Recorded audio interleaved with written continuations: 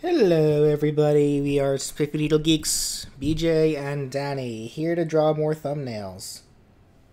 Woo! Artwork! Artwork, because I need to keep drawing every day, even though my career profession is being mean to me right now. Alrighty, so we'll just wait for people to well, I'll kind of just get started here as we wait for people to start showing up. So we can say hello. Oh, actually, also before I forget, I should also post said link onto Twitter.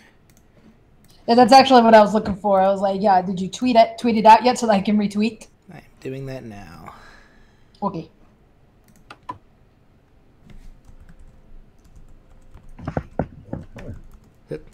We live, not we love. Come hang out.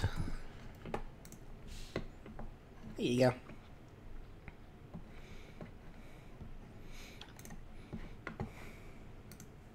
Alrighty, so I guess I'll just go ahead and get started. So I have this whole list here of fun of all the previous games that we've Let's Played on our channel so far, and it ended up being way longer than I thought it would be.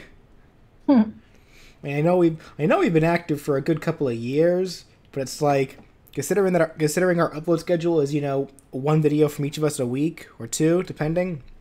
It's like, wow, we actually did a lot of games. Yeah. And we're gonna just keep cranking them out. Yeah. Alright, so the thumbnail I would like to make for today is for the Deadpool game. So Oh god, the possibilities. I kind of already have one really kind of dumb idea. Oh really? And it's simple, and I kind of want it to be simple considering that this is Deadpool we're talking about. He does have a fairly complex design. Right. Yeah, but it's just the fact that, you know, he's so break the fourth wall-y and everything that, I mean, it's like, man, the sky's the limit, really, with Deadpool. Because, I mean, you can literally throw the guy in anything, and 9 times out of 10, he can make it work. Yeah, well, I mean, remember that was a complaint that I made during the Deadpool Let's Play. That said, I am myself going to fall victim to that, and it's literally just going to be a picture of Deadpool holding up a sign that says thumbnail.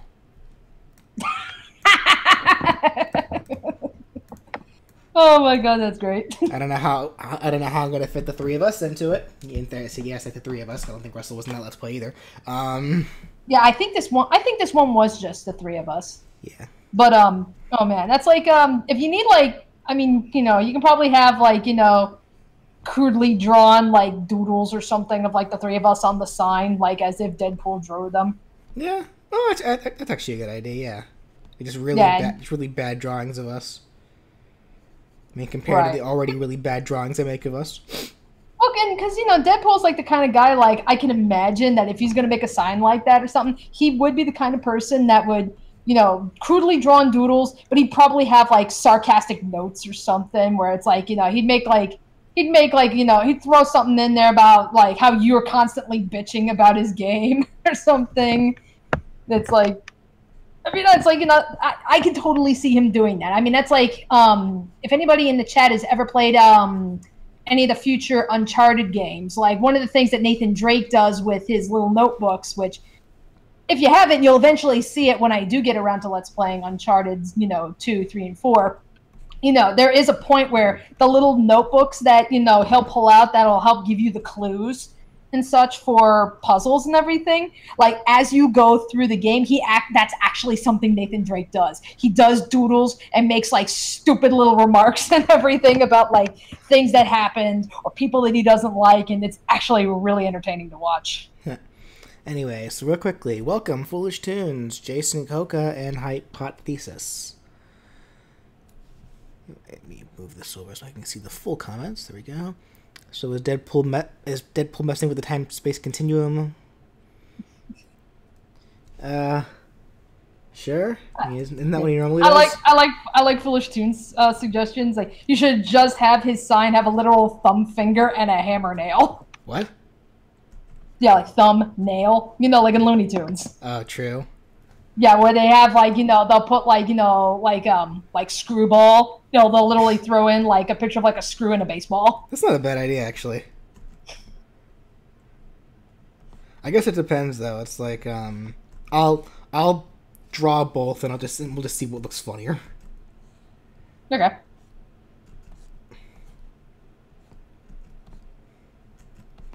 And I also see that Ryan is in the chat, but he is on mute. Is he? No, Yeah. I'm not. No, I'm not. There he There, is. there you are. Sorry, my mic was having a bit of issues for a moment, but I fixed it. Okay. Oh, okay. Hi. How you doing?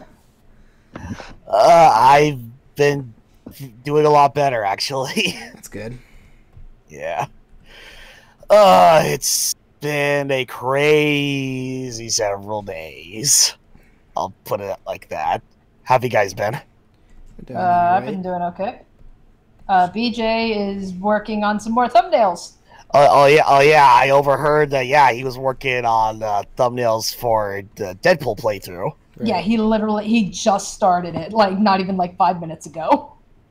Nice. So I mean, you came in like right at the very beginning. My spidey senses are tingling. Wrong Spider-Man. Wait, what? Wrong Spider-Man. I know. This is why I did kind of want for Deadpool's thumbnail to be kind of simple, because he's fucking muscular.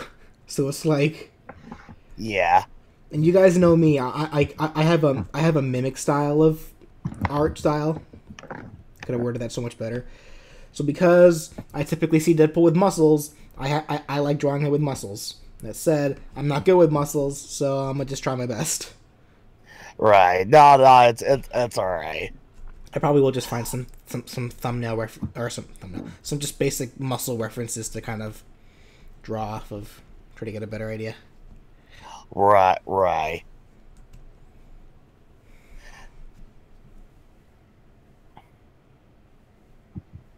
Oh, motherfuck.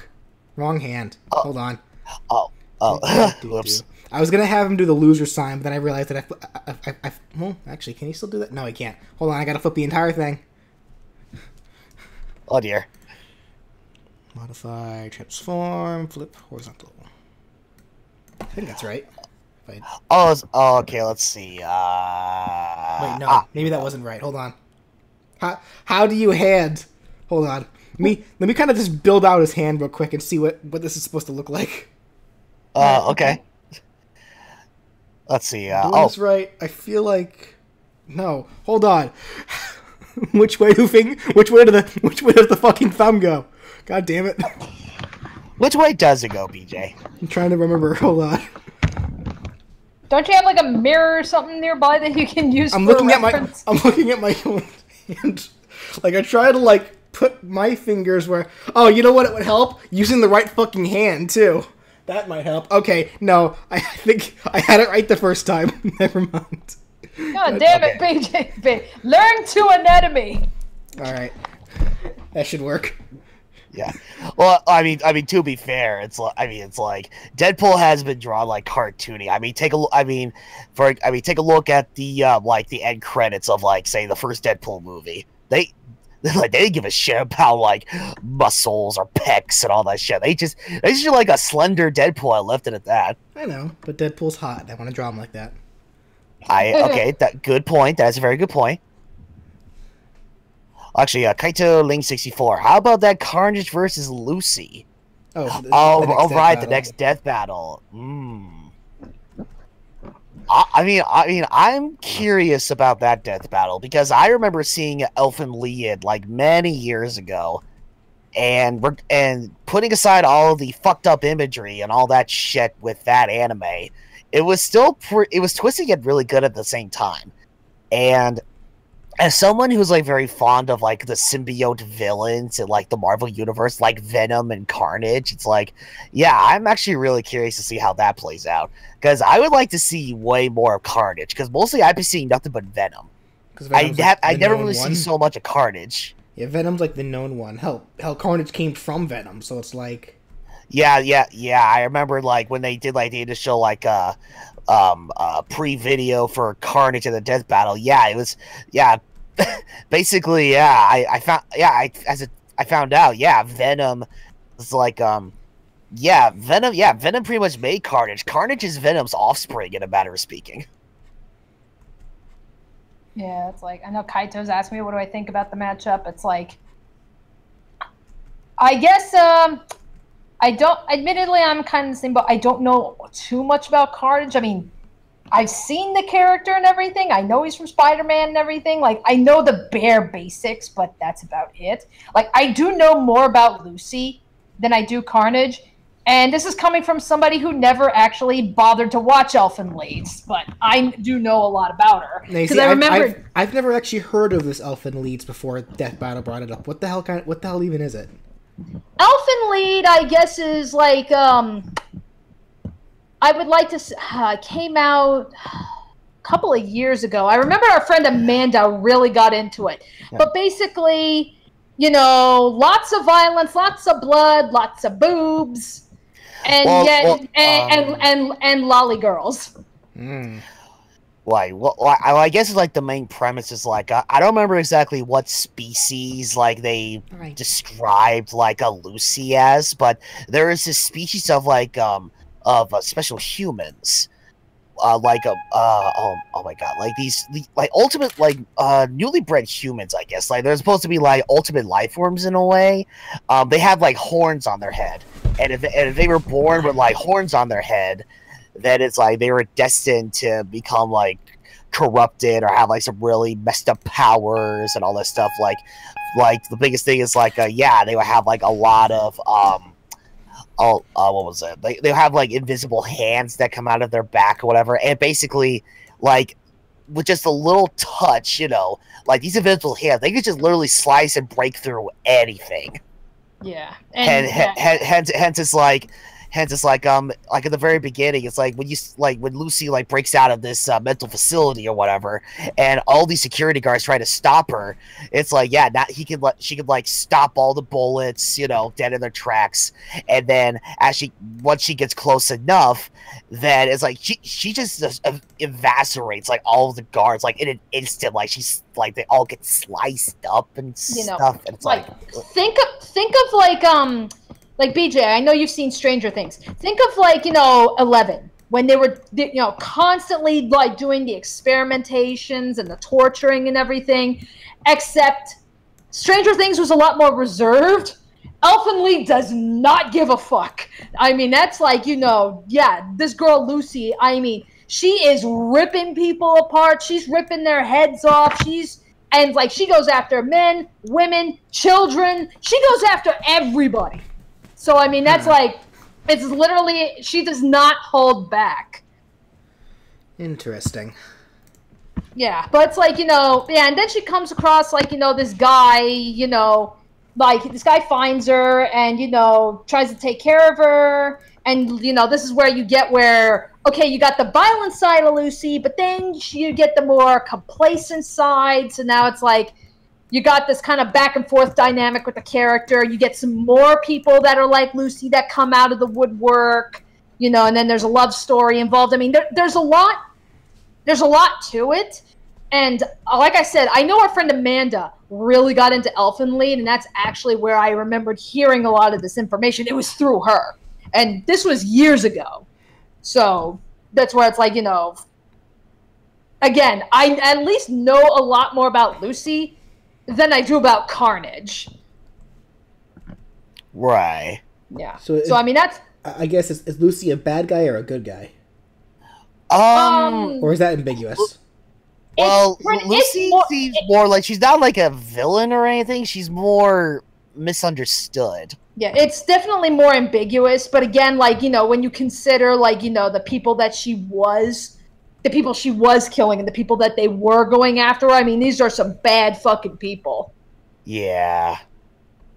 Yeah, because I know really messed up. Because Carnage is just a straight up villain. Like even before this, he gained the powers of the symbiote. He was the original dude. Like under the symbiote skin is like a mass murderer. Like he killed his entire family and shit. Yeah. Okay. So Carnage is actually just a straight up asshole. Yeah, really. Gotcha. Hell, Carnage is so bad. I think there was a video game actually where that has Spider-Man and Venom team up to take down Carnage. Yeah, I remember that. I could have sworn Super Gaming Brothers actually played through that game. I could be wrong though. I think they did. I think I could have sworn it was part of a superhero month or something. Some event they did for like the entire month. Like I think it's like a year or two ago, where they play like nothing but like superhero games. I could have sworn that was one of them. They might have. I may have just missed it though. Right. No. Oh well. I'll have to go back and look later. I do not mind going back to watch some old SGB content. Let's see. Oh yeah. Here we go. Sweet. Yeah, that's SG. Wait. Oh, you know what? This might be a slightly different game. I mean, I could be wrong, but it was Spider-Man Separation Anxiety. Separation Anxiety. Yeah, I think the game had Carnage's name in the title, so yeah. I forget exactly what it was called. I just know that it had Carnage's name in the title. Oh, bless you. Thank you. Meanwhile, it currently looks like that I'm drawing a bra in Deadpool. I mean, it wouldn't put it past him to wear one, but oh, he would. He would just for a punchline, like some kind of a punchline. He would. Boop boop beep boop. Something. Or something. God. Yeah. You know what? You say boop, and that kind of just gave me because I think, unless I'm mistaken, there are currently 7 seasons of Hell's Kitchen. I just finished watching like the last episode of season 17. Damn. So I think for the most part now I'm fully caught up on Hell's Kitchen, and unless there's like the secret hidden season 18 that I don't know about. But one of the contestants on that show, her name was Elise. Like because there was actually a big gimmick to season 17, and it was an all-star season where Chef Ramsay actually everyone that he invited onto that show, he was actually inviting back who were originally on the show. And one of the people he invited back, was this woman named Elise, who I couldn't stand. Like, she was like this really just awful, nasty woman that was like, tears people down at every instance. She always has to start an argument, and I just couldn't stand her. And one thing she'd always do is that whenever she thinks she wins an argument, she has to go like, boop. Kind of similar to what was her name? Sombra? In Overwatch? Yes. Yeah. She kind of does that. But, like, really annoying. Like, not cool like what Sombra does. Huh. Ugh. Like, when Sombra does it, it's endearing. When this woman Elise did it, it just actually just made me really upset. Ugh, yikes. That's why I always, got, this really, grimace smile whenever someone tore her down. But let me look up some references for muscles. Oh, okay. Hypothesis. I bet Deadpool could have made a better Venom. Okay. Oh my Sorry. God. I kind of misread that because technically, Deadpool, Venom, the symbiote Venom, before it took over, I think actually the very first person that specific symbiote took over when it first came to Earth was Deadpool, and that's why it's so crazy. Because first it took over Deadpool, then it took over Spider-Man, and then after that, that's when it took over Eddie Brock. But yeah, okay. better than Sony. Did look for a good one. So I guess that being said, though, I assume at least some of us here, like, have any of you have been keeping up with like the trailers for that upcoming Venom movie? And if so, what do you think of it so far? Meh. I actually haven't gotten around to watching that yet. Yeah, I have not been keeping up with it myself, so I have no idea. Oh, it's all good. All I know is that I am, like, even from the first trailer, I am already liking, like, the direction they're taking with Venom. Like from the first trailer, already they're doing justice with the Venom character, like, way more compared to how they handled it in Spider-Man 3, like, a decade ago. Okay. Like, what's gonna be the plot premise of the movie? Man, I mean, honestly, that's what I want to know, because all we've been seeing so far, like with the trailers, is just, yeah, it's like, I guess this okay, I can only this a scientist, you know, I guess he's been like doing experiments with the symbiote, and I guess at one point he did discover that, oh, okay, this is the future. Humans are replaceable, but if we combine symbiotes with humans, then things will be so much greater. And then I can only imagine what they led to another. I assume Eddie was like as the reporter, he was wandering like the lab where they're doing all the experiments, you know, to get a story or something. And I assume that's when he makes contact with the Venom symbiote. And yeah, eventually, yeah, he does become Venom.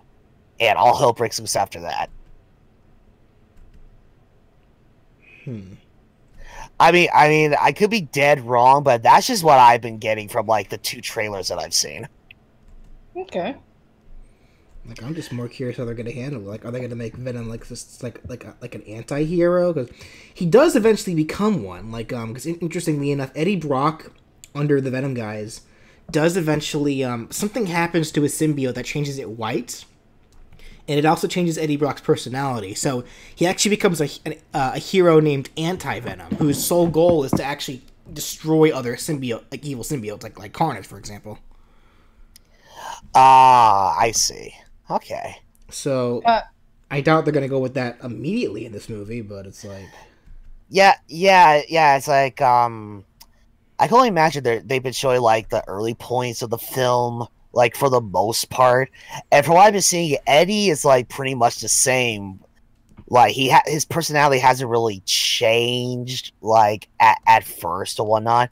But the way that they're handling, like, the character for Venom himself, it's like, I'm loving it. They have, like, that cynical, yet he's humorous yet really dark at the same time. well, that's also supposed to be the point of it, since like, Venom's whole point was that, remember, he went crazy because he originally was, the symbiote was originally attached to Deadpool. Yeah. Yeah, and it's like from what I saw for the second trailer, it's like, yeah, it's really showing that, because when the first trailer showed up, all we got was like, we are Venom, and that's pretty much it. We never really got like a good glimpse of like how they truly are going to portray Venom.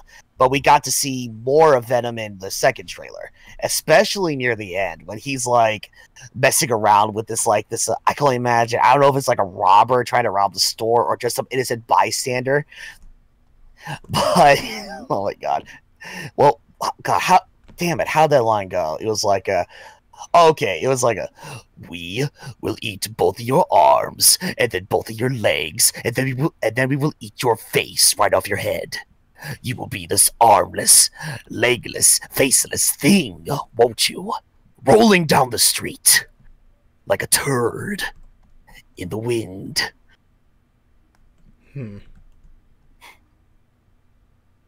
Oh my god! I was like, oh my, okay, yeah, that was fucking great, and even the way that they emote, that they gave they emote like Venom's face so much, it works so well.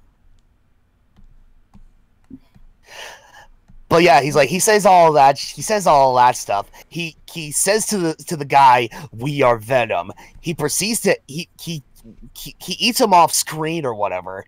He goes back into he reverts back to Eddie. We see the shopkeeper, she's just looking terrified as all hell.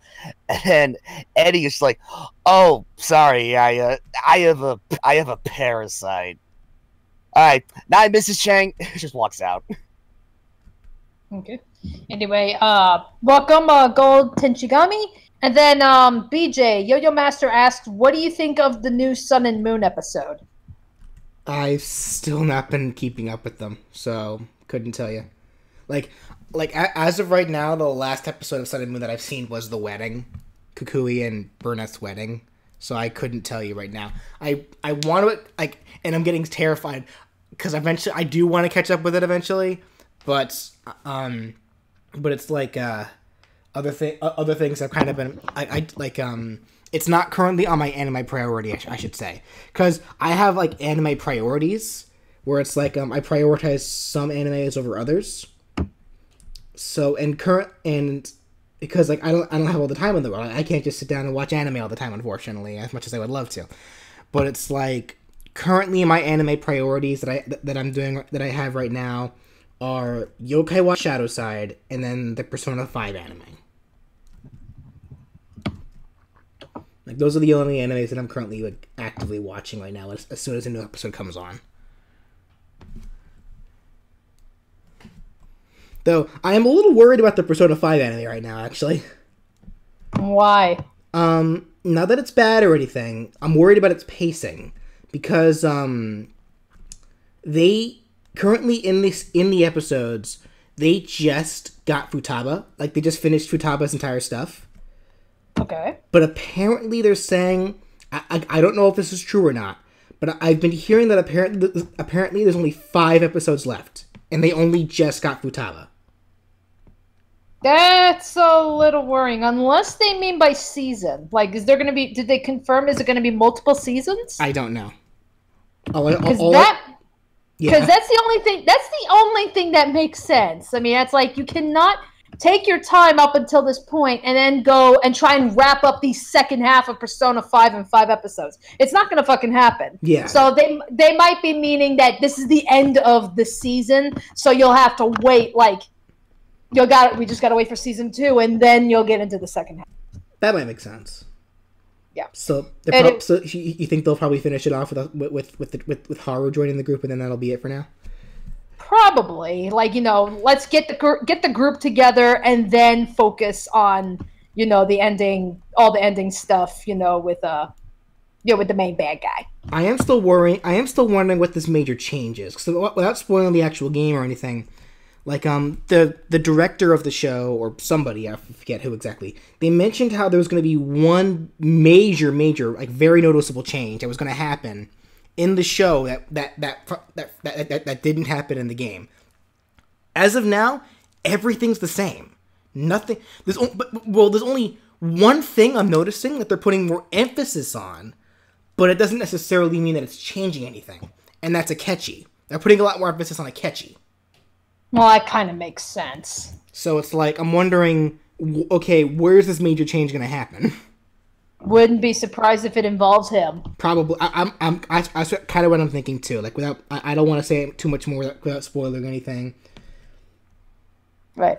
Anyway, let me see. Yeah, Kaito, don't worry about talking about anime titties or anything around me. I am not bothered in the slightest. I mean, it's like, if you've listened to us, like, talking bullshit and everything in our videos, that shit does not bother me. It honestly takes a lot to offend me when it comes to media and everything. So it's like, anime bouncing boobies, that's par for the course. Honestly, Dan, I don't care. Honestly, Danny's the one that's more likely to is the most likely one to bring it up out of all of us. Right.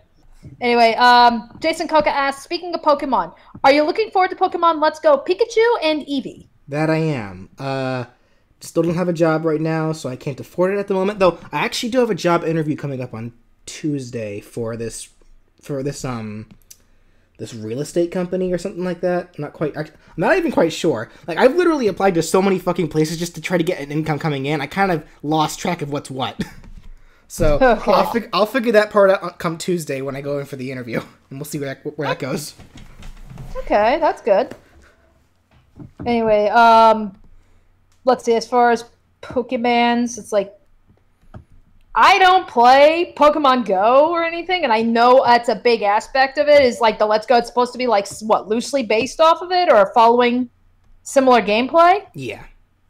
I don't play Pokemon Go. You know, I did play it, but I got bored of it fairly quickly compared to these guys anyway. So I'm probably going to end up passing on Let's Go Pikachu and Eevee. I mean, it's like, you know, I'm sure the game will be good, but just not my thing.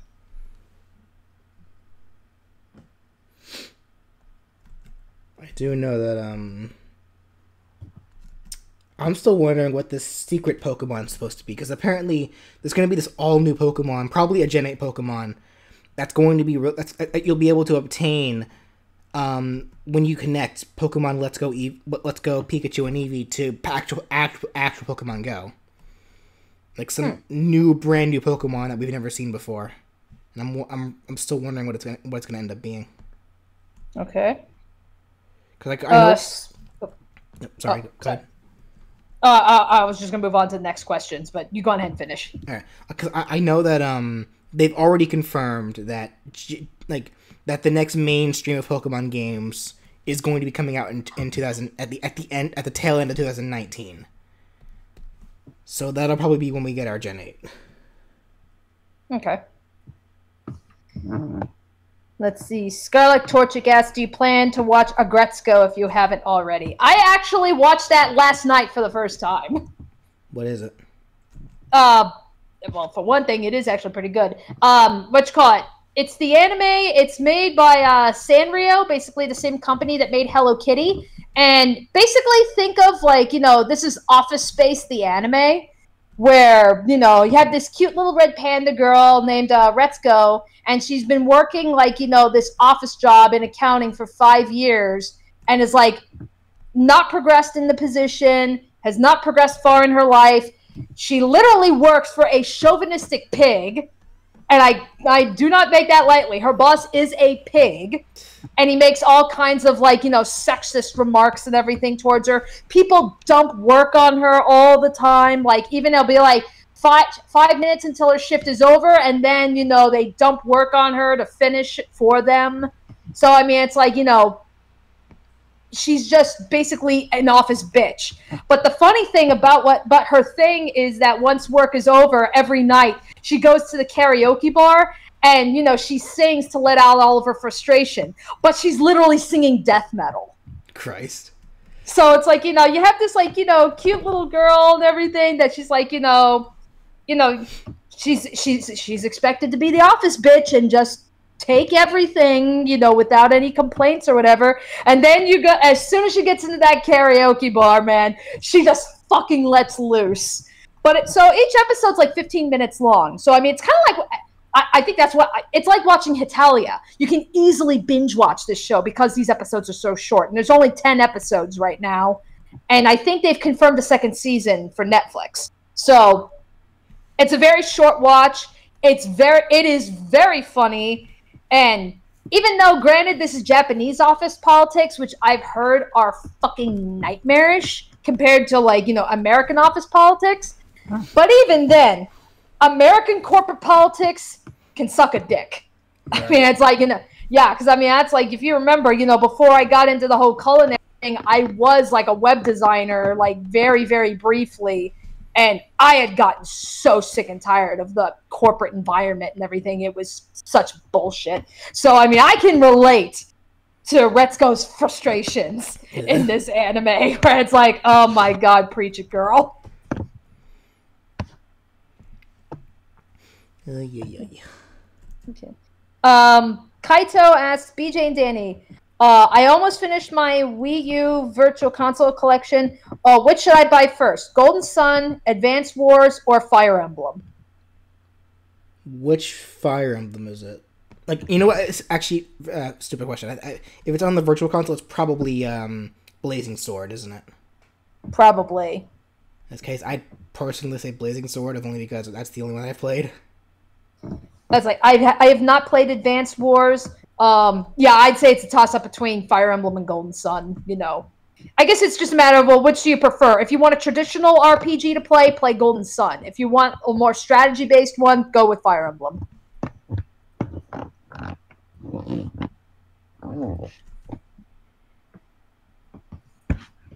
Okay, and then Gold Techigami says, sorry, I'm not paying attention that much. I'm currently playing Octopath Traveler, and my god, the difficulty spike is a bitch. Like, where are you at in the game? That's spoiling too much for the chat. Because I actually have my own complaints about Octopath. It's a fun game, don't get me wrong, but I have my own complaints about the game, story-wise, more specifically. Because they could have handled that a little better. Really? Because it's like, there's this whole shtick with Octopath, where, because the whole deal of the game is that it's an open world RPG. So like there's nothing stopping you except for the monsters except for the higher level monsters anyway. You know, because it's one of those things where you can technically go anywhere in the world you want to. Nothing's stopping you. But obviously, if you're too weak, the monsters that you'll encounter in stronger areas will kill you. So, you know, it's one of those games. So along similar lines to, like, say, like Breath of the Wild? Yeah. Kind of. Okay. The deal is that it's called Octopath because there's 8 playable characters you can get. You know, it's an RPG. So there's 8 playable characters you can get. You know, four to a party. They all have their own unique abilities. They all have their own job classes. Eventually, you gain the ability to change their job classes. It's a fun game. It really is. My biggest problem with it though is how they handle the story of each character. Because the thing is that you'd think with 8 characters there'd be there would be this. I need to keep drawing. I'm distracting myself.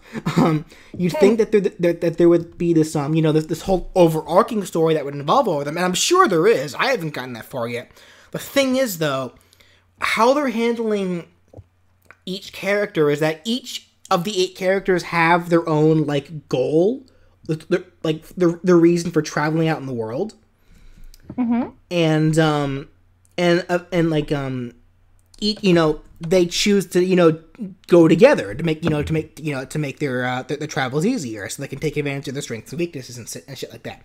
The problem with that though is that there's 8 stories per character, and they treat each story for each character like that character is by themselves.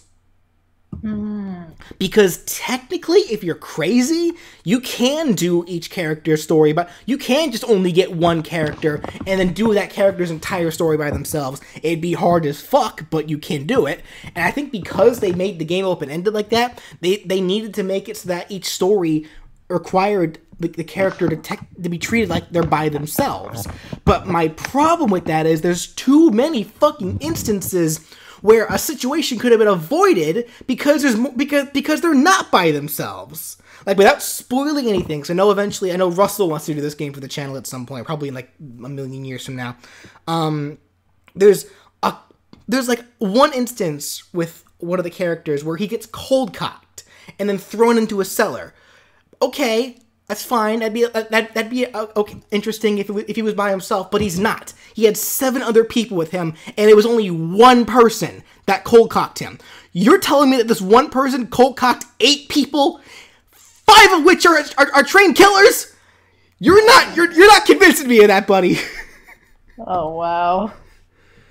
Okay, I can see where you're like. Coming There's from. Too many instances of that, and it's like, if it happened once, okay, I would have forgiven it. But it happens too often, where something happens where if the character actually was by themselves, okay, but they're not. They're traveling in a group, and it isn't even. And you can't even explain it away like it's some bullshit where the other 7 just happened to be hanging out somewhere else, and this one person was hanging out by themselves. Because they also add a detail where.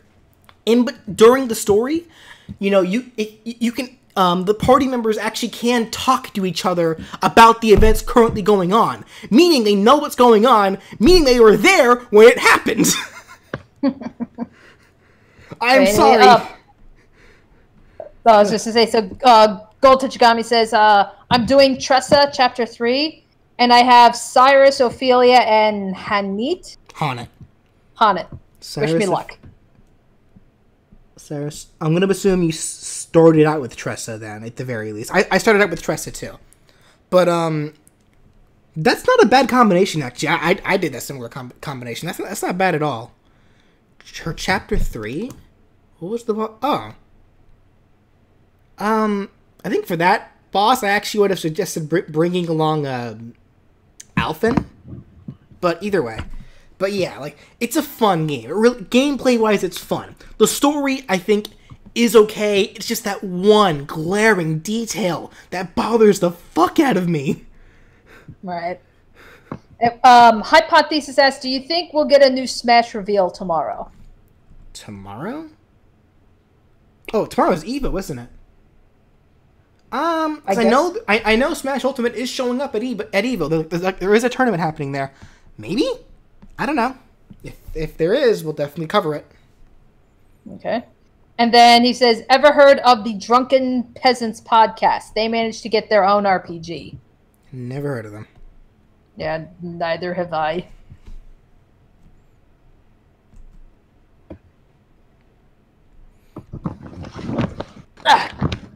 Okay, gotta stretch out my legs. People think Heihachi will be announced? Why Heihachi? Because Tekken. For Smash?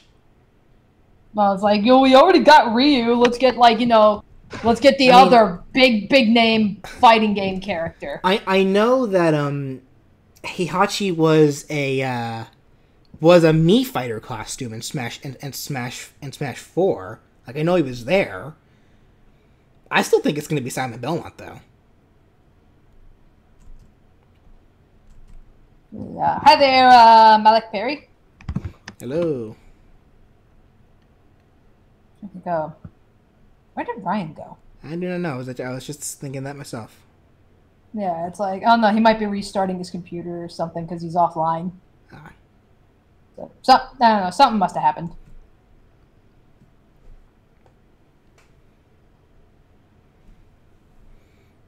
Well, yeah, kind of. I know that Heihachi is plausible since, yeah, like I said, because he was a costume for the Mii Fighters, and he's a Namco character, and Pac-Man's in it. So I get it. I get that. I feel like, though, honestly, I can't predict Sakurai anymore. I just can't. I really shouldn't be. But it's one of those things where it's like, for one thing, I say Simon Belmont because of a leak. Okay, a leak that predicted Ridley. And the Ice Climber is coming back, and the name of the game. Like, it was a leak that hasn't been wrong yet.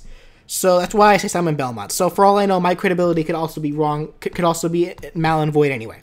But regardless of such, I feel like because we already have Ryu, having Heihachi would just make things a little bit redundant. Like, I know they have separate fighting styles, but I think Ryu kind of fills that quota of normal looking human kickboxers. Like, I think we're fine with just Ryu.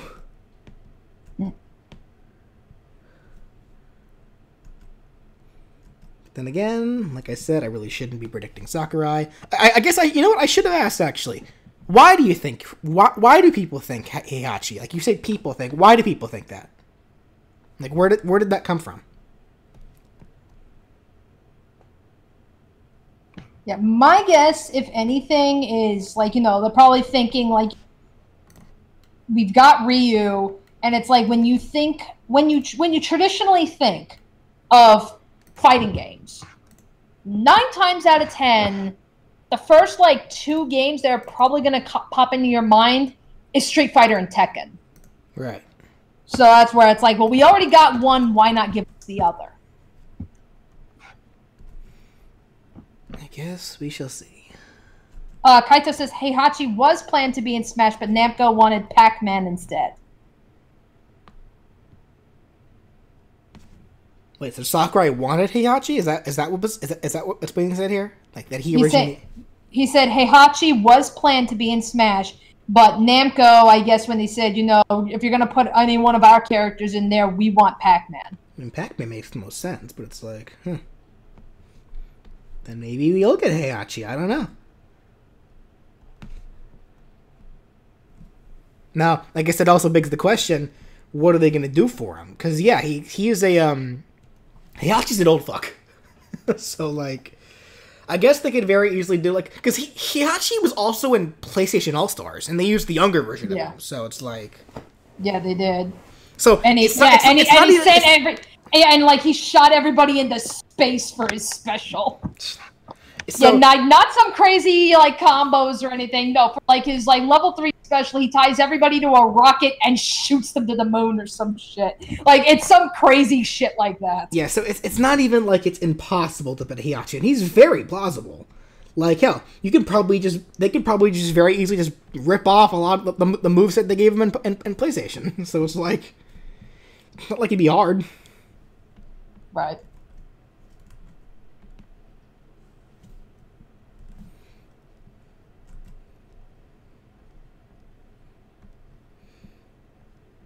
But digressing, I do. That's okay. I mean, you're just drawing hens. Deadpool's calling you all a loser.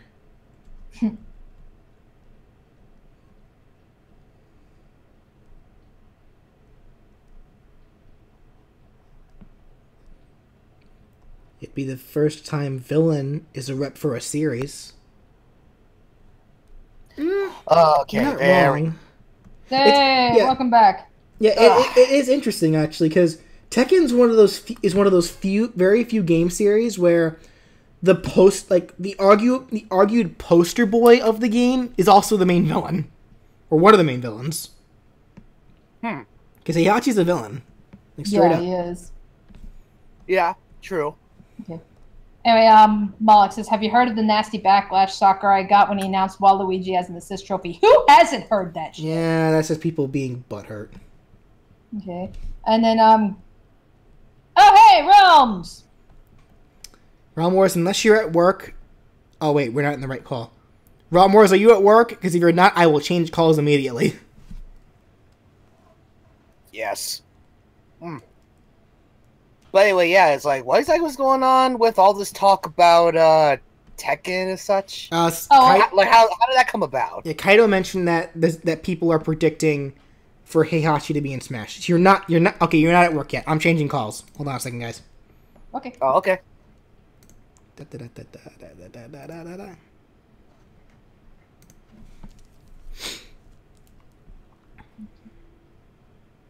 Okay, there we go.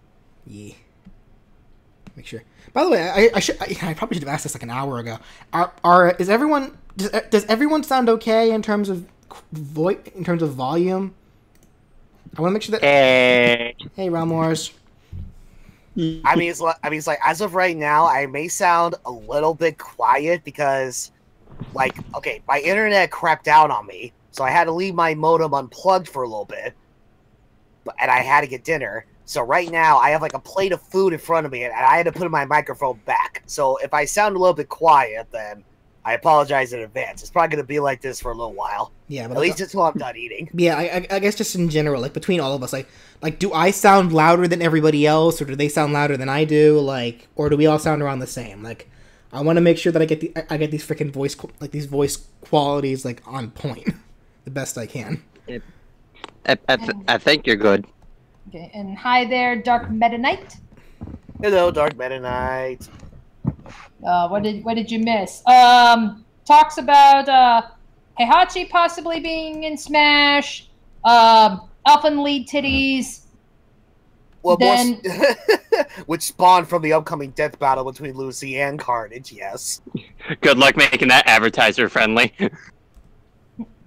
I could have sworn they already did. They just had to change that that one still image of Lucy. You know, they made like her hand like covered in blood or something. And nah, I think that's actually part of the official artwork. Oh, well, they did something to cover her naked breasts. Yeah, because as we know, Elfin Lead is totally full of subtlety. Am I right? I never even heard about it before Death Battle brought it up. So yeah. And again, there's a lot of series that Death Battle brought up that I never heard of before then. True. What the fuck was Bucky O'Hare? Actually, it's funny though because like I originally heard this matchup. It's like, so we're gonna have Carnage versus Lucy. I'm like, wait a minute, Are we talking Lucy from Fairy Tale? Because no, from Elfin Lied. Oh. Well, of course, we got to make it a bloody ass battle. Yeah. Let's have one psychopath take on another psychopath. Yeah.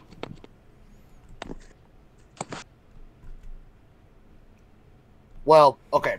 One misunderstood psychopath, and then one who is a flat-out crazy psychopath. There we go. It's like there's the misunderstood psychopath, and then there's Carnage.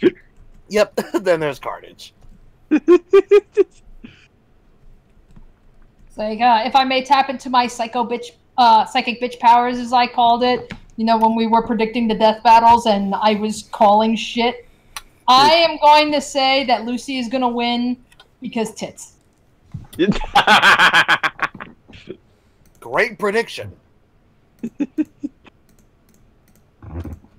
Yeah, it's like considering that I'm not like too much familiar with Carnage or whatever. No, I'm curious. It's like I'm curious to see how he plays out in regards to in terms of his abilities and such. Because I mean, I only got a glimpse of like Carnage like years ago because it's like, oh sweet, it's like it's a red badass looking Venom. Okay, I can get with that. That is fucking awesome. So it's like it's one of those cases where it's like, honestly, I could go either way on who wins because for what it was, I enjoyed Elfin Lied, putting aside all the fucked up imagery and all that shit, and Carnage seems like a really badass psychotic Marvel villain.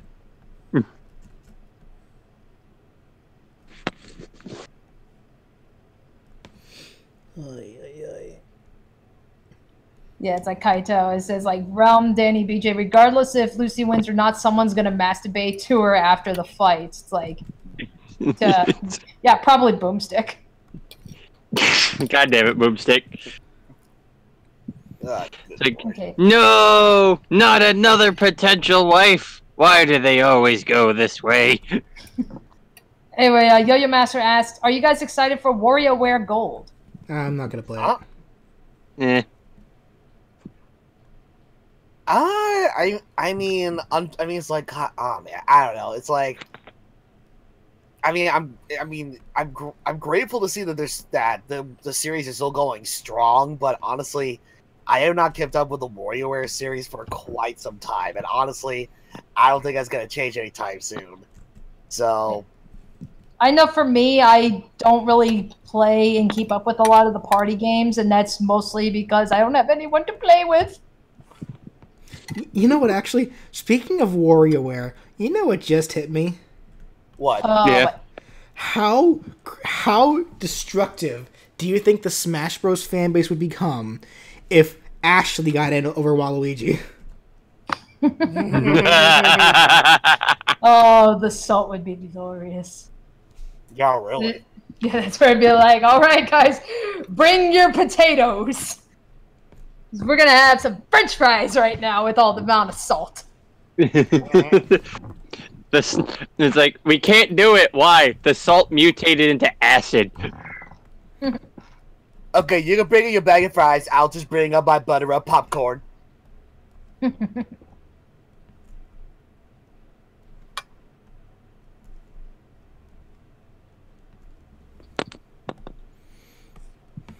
And meanwhile, this weekend, I shall be seeing Christopher.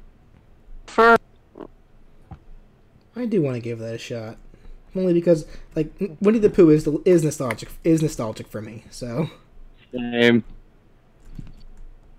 it's clearly a movie that's designed to cater to the people that grew up, just like Christopher Robin. Yeah. Yes.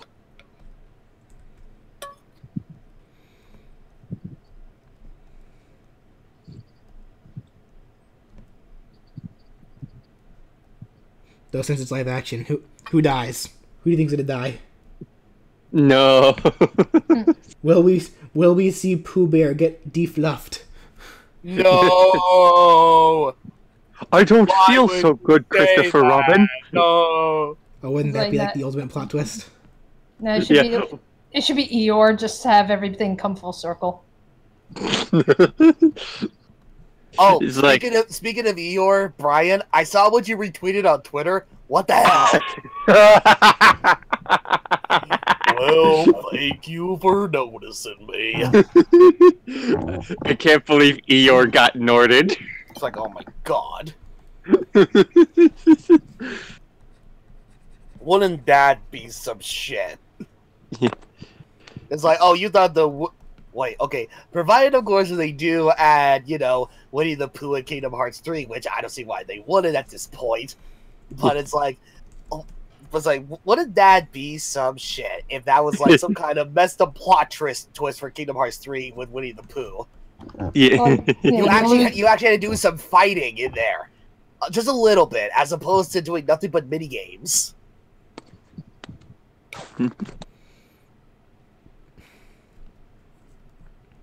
And then Pooh starts getting defluffed.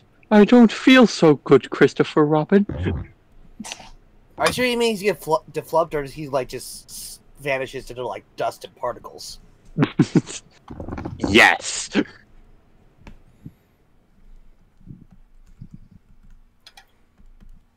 I can't believe Winnie the Pooh looks like a stuffed toy. Well, that's because he is. Oh, Yeah, I still can't help but laugh at the fuckers that made that complaint. Why is he a stuffed animal? He's always been a stuffed animal. I know, it's like, you never watched Winnie the Pooh, have you? oh, bother. Dark Meta Knight asks, what is your thoughts on Veridi being in Smash? Veridi. I mean, I don't know. I'm kind of happy with Palutena and Snake being in the same game. We already got Ivysaur. True. Hold on 1 second. I'll be right back. I need to go turn down the air so my laptop doesn't overheat. Oh, Sounds good. Okay. I'm trying to think, wasn't Veridi in the previous Smash game? She was just part of, like, the special conversations? A me costume. Oh, okay. Yeah, she was in the Palutena guidance stuff, and she was also playable as a me costume. Because, god damn it, I may freeze out, but I want to keep my stream's quality good, god damn it. Okay. Anyway, welcome, Rebel number 6. Okay.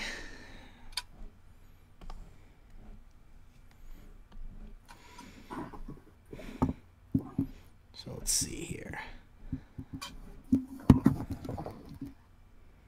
I do like Introspective's one tweet, though, when talking about Pokemon trainers. Like, watch Pokemon Trainer be like a top-tier character, and everyone complains about anyone who plays as them. But I'm going to get a free pass because I made Vanilla Charizard at Smash 4. Oh shit, Scarlett actually brought up a pretty decent, funny idea that I'd never even, like, thought about. She's like, are we gonna see the Codex come back? If so, I hope we get some divine intervention. Oh no! Well, yeah. Brian and I said the exact same thing during our character discussion video. Yeah, I was like, I did not think of that. Where it's like, I'd say it's safe to assume that the Codex will come back, but it's like, yeah, I hope to God that they do something special if he's going up against Palutena, where it's oh God, she starts talking to him directly through the Codex. He's like, what the fuck? Yeah, well, you see, actually, something I should bring to mention is the fact that they did confirm that David Hayter is going to reprise his role as Snake, which I found rather interesting that they stated that, because it's like, couldn't they just bring over his voice clips from Brawl like they did with like some of the other characters and such? But then I'm just thinking, wait, what if they're calling him over not to re-record voices, but to record for new fighters? Right. Yeah, because there's a lot of characters he hasn't done Codex stuff for. Fucking Duck Hunt Dog. I'm trying to think, Brian, because I know that we see him during some of the demos of the like the tournaments that are going on. Because like we hear some of the characters' voices, and we know that some got new voices, but like I think Snake was one of those that actually does have the same exact voice.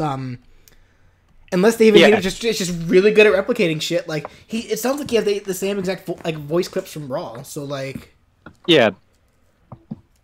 So yeah, he might just be reprised. He might, yeah. That. what you said. Yeah. He fucking duck hunt dog. Tried shooting him like several times, nothing happened. It's like, oh, I'm not allowed to have a gun, but apparently some mysterious person off screen can have a gun. Oh, I'm not allowed to have guns, but then here comes Bayonetta. Oh, true though. I mean, I guess hers are magical bullets. Hell, I have a magical bullet for her. But Meanwhile, I sadly now has to get going to work. Aw. Aww. Eh. Dang it. Yeah, adios. I am off this weekend though. Okay. So yeah, there's that. Boy. Alrighty. Go right off he goes.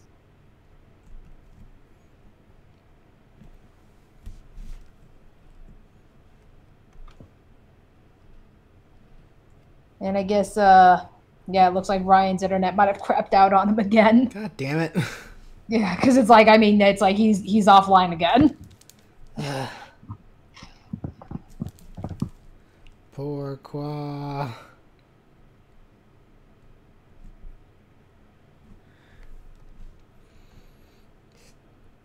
Okay, so let's see here for Deadpool.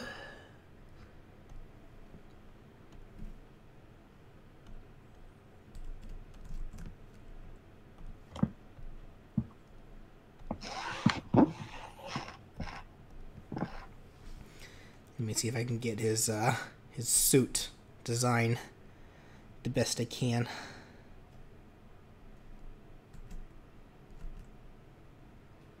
Looks fairly straightforward.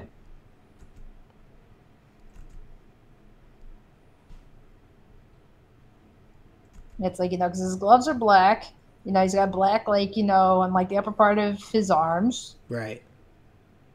Oh shit, I forgot to draw his whatever this is on his right arm. Damn it. Hold on, let me do that. Yeah, then it looks like, yeah, he's got the black that's covering the nips. So it's like, I think for the most part, you know, yeah, again, kind of pretty straightforward. What even is that on his right arm? Like that, what I'm drawing right now. Looks like an ammo belt. Yeah. On his arm? Yeah, because why not?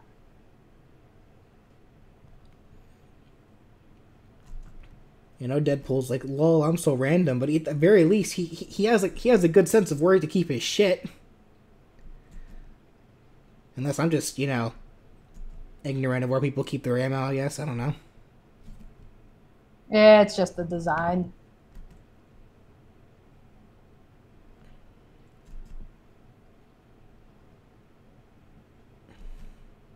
Kaito, like BJ, if Dead or Alive 6 comes to Switch, what if Zero Suit Samus became a fighter since they have a history with Metroid?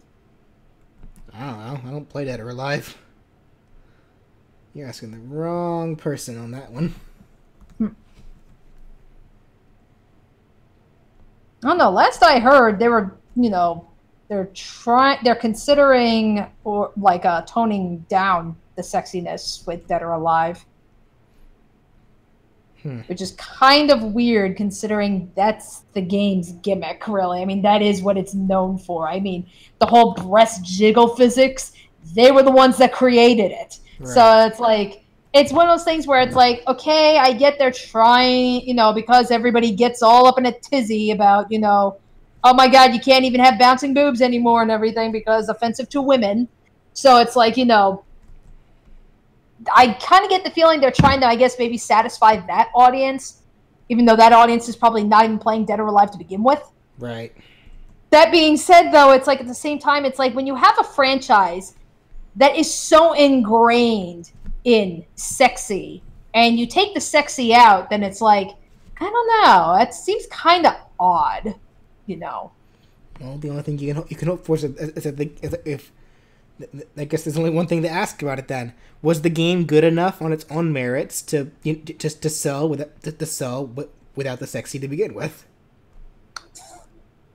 from what I've heard, again, I haven't played the Dead or Alive games, so I can't really say from experience, but from what I've heard, it is a pretty decent fighting game.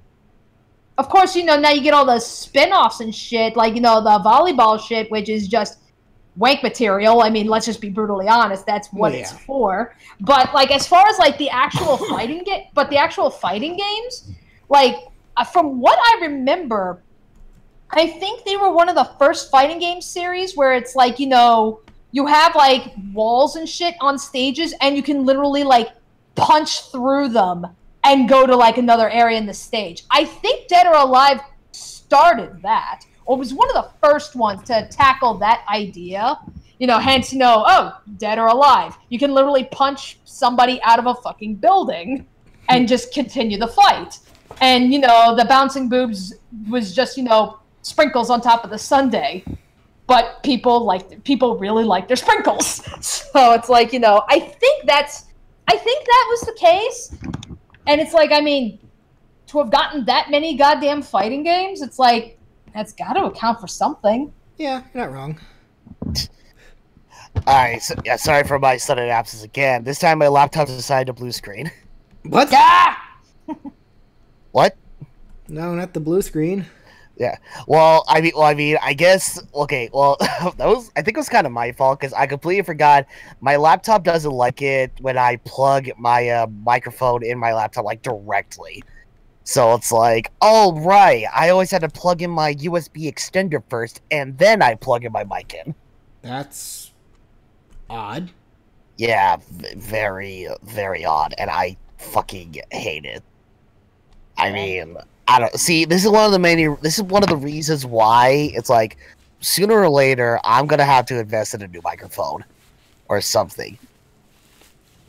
Oh dang. Yeah, and honestly, if I had to choose like between like the blue microphones or whatever, I think I might as well head back to like having another Yeti. All right.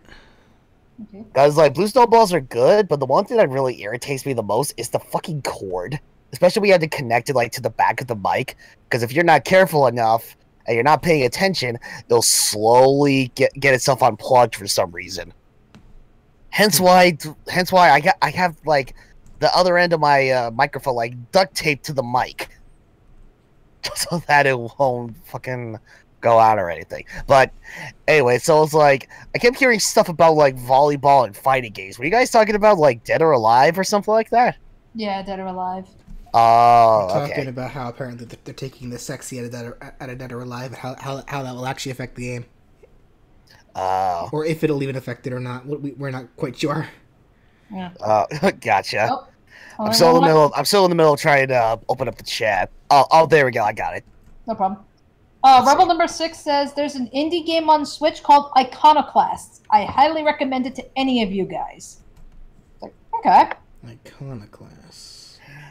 Wait, Sergio, what the hell is this? What if Ridley became a fighter in Dead or Alive? That would be amazing. Oh god, then they take it to the next level and put him in Dead or Alive Extreme. It's like, oh god, Ridley playing volleyball with the Dead or Alive girls. It's like heads up, girls, I'm gonna spike it. heads up, girls, I'm gonna smack it. That'll only work. I would fucking pay. I would buy that game. Watch my back, Sammy. I'm going for a spike. See, that'll only. Ridley in like a gold jeweled bikini. Please, exactly. Yes. Well, thanks for playing. Here's my butt. And then, like, bonus content: Ridley doing a pole dance.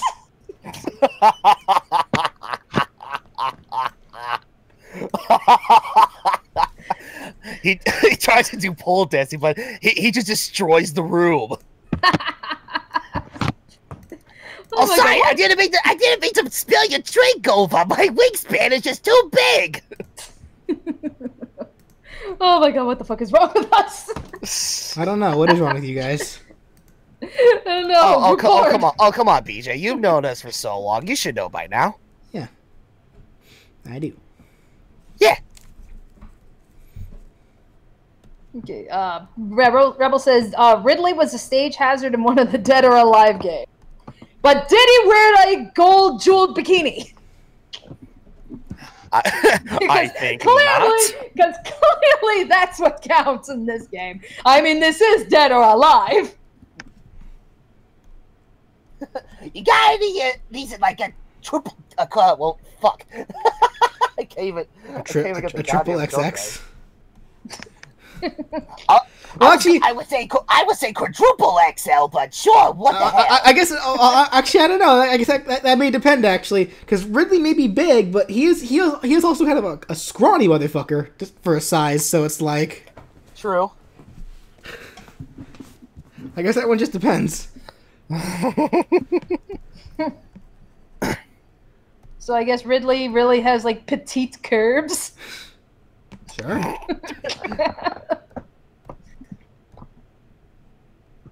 It's like Samus tries to fight Ridley, but instead of attacking, he tries to distract Samus by doing some dancing of sorts. Bet you weren't expecting that, huh? Hypothesis like Ridley is big, but he ain't gourmet guy. He's a heavy guy. Thank you, Hypothesis. I still fucking love that. We still need to incorporate Spy Guy being the mascot of the channel. I'm sorry.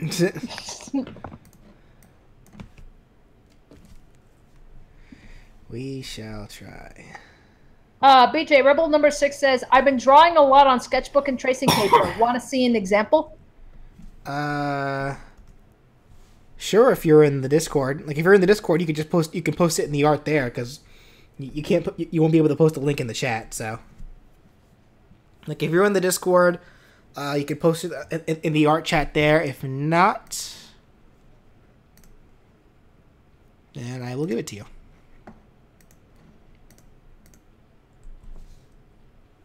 There you go.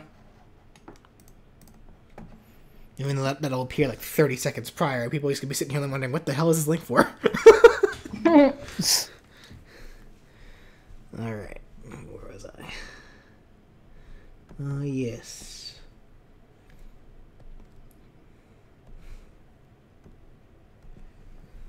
Okay. There we go. Got that started. Now to draw shading.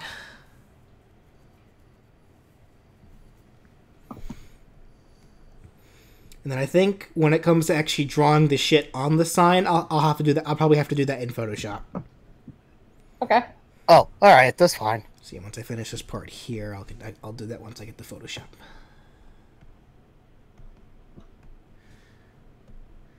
Okay.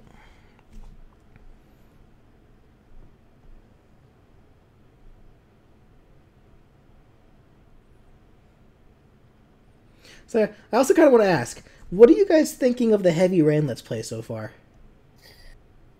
Honestly, lately I've been going back to like the recent part because we were just losing our shit like near the end of like Jaden's like first part of the game. Right. But yeah, it's like overall it's like personally I'm still enjoying it.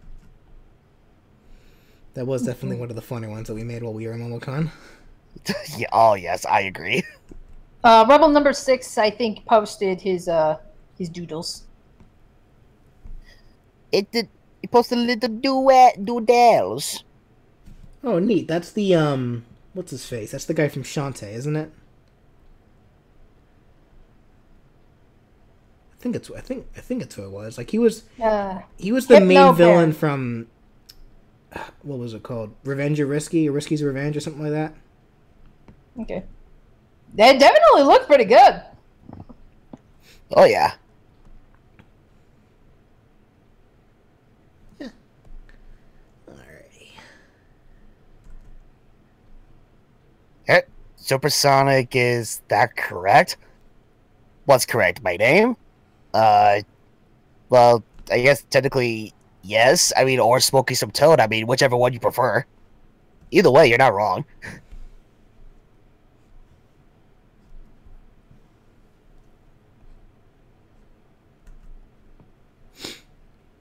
Either or.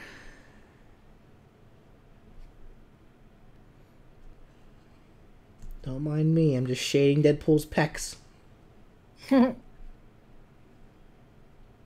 Goodbye. Yeah, forget the boo. Let's just go for pecs. Yeah, well, fuck you, Nolan. Is Ryan DLC for Sonic Forces? Well, if you... Oh my god. I can't believe how to say this. Well, if you can create your own Sonic fan character that is solely based on me, then sure. What the hey? Granted, it's not technically DLC in that case, but it's like, yeah, close enough. I mean, it kind of already exists. Yeah. True. Back in the Sprite fan days. Mm-hmm. Yep. Then again, your old character was literally just Supersonic with a shirt. Yeah, yeah. Everybody was going all out about like recoloring. I'm just like, screw that. I'll just use the Supersonic base. Oh, I'm sorry. Is that not good enough for you? All right, fine. I'll just give him the red shirt and tan pants. And that's where the design comes from the thumbnails. Yeah. Honestly, still, I can only imagine to some people that's kind of like a weird choice of like clothing, you know, a red shirt with tan pants. You know what? No, I take that back. Because at my workplace, there have been numerous occasions. Okay, this was like back when I used to wear either black dress pants or long tan khakis. There were numerous occasions where for special events we wore like t-shirt. We could wear t-shirts with like our store symbol on it or whatever, and it was completely red. And yeah, there were like numerous amounts of people that wore their red shirts, you know, with like tan khakis or whatnot. So it's like, here I was about to say, oh, I'm sure to a lot of people, you know, red shirts are like really bad with khakis, but now it's just like, I just at this point I disagree. Yeah. Yeah, Scarlet Torchic is like, hey, making custom sprites isn't easy. No, it is not. No, it really isn't. No. Spriting, animating with sprites is fine, but making them, that's a different story. Yeah, because you're dealing with pixels. It's Well, I mean, completely different thing than what BJ has been doing all this time, and just be like, okay, I'll use like millions of pixels and make actual drawings. Right. But it's like, I remember back in the spriting days, like, because I was trying to do like custom spriting and everything, but I remembered like people coming to me, and at first they'd be like, hey Danny, I want to have like my character look like a red Power Ranger and everything. So I was like, well, can you give me a reference? I go and do one sprite for them. God, that's so good. Can you make an entire sheet? And I'm like, are you fucking kidding me? It's like, I spend like hours trying to get the details right on one sprite, and they're like, hey, make me a whole sheet of it. And I'm like, are you fucking kidding me? That's the point where you say, sure, pay me. What was it? Oh, okay. Kaido. Actually, Supersonic, I was saying the players of fan games are never the ones who get in trouble. Only the creators and distributors get in trouble. Is that correct? Oh. He's talking about fan game. He's talking about fan games. Like, the only people that, when they make fan games, the only people that ever get in trouble are the people that actually make and distribute the fan games, but not the people that actually play them. Yeah. I was like, well, what the fuck are they gonna do? It's like, you have hundreds, if not thousands, of people that are playing a fan game. What the fuck are they gonna do? Sue every one of them? It's like, go ask Digital Homicide how that one worked out for them. Yeah, it's not like every player that are playing the game are making like a profit out of it. They just downloaded the game and they're just playing it like for their own personal gain, I mean, unless they're let's playing the game and their channel happens to monetize videos. Yeah, that's true. But then again, that's just a let's play thing in general. So yeah, nothing you can do about that either. Right.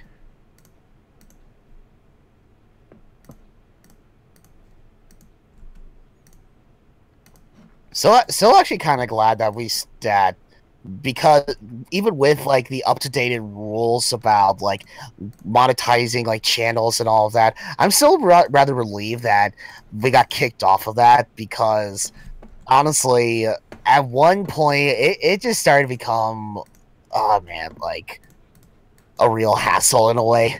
A hassle? What do you mean?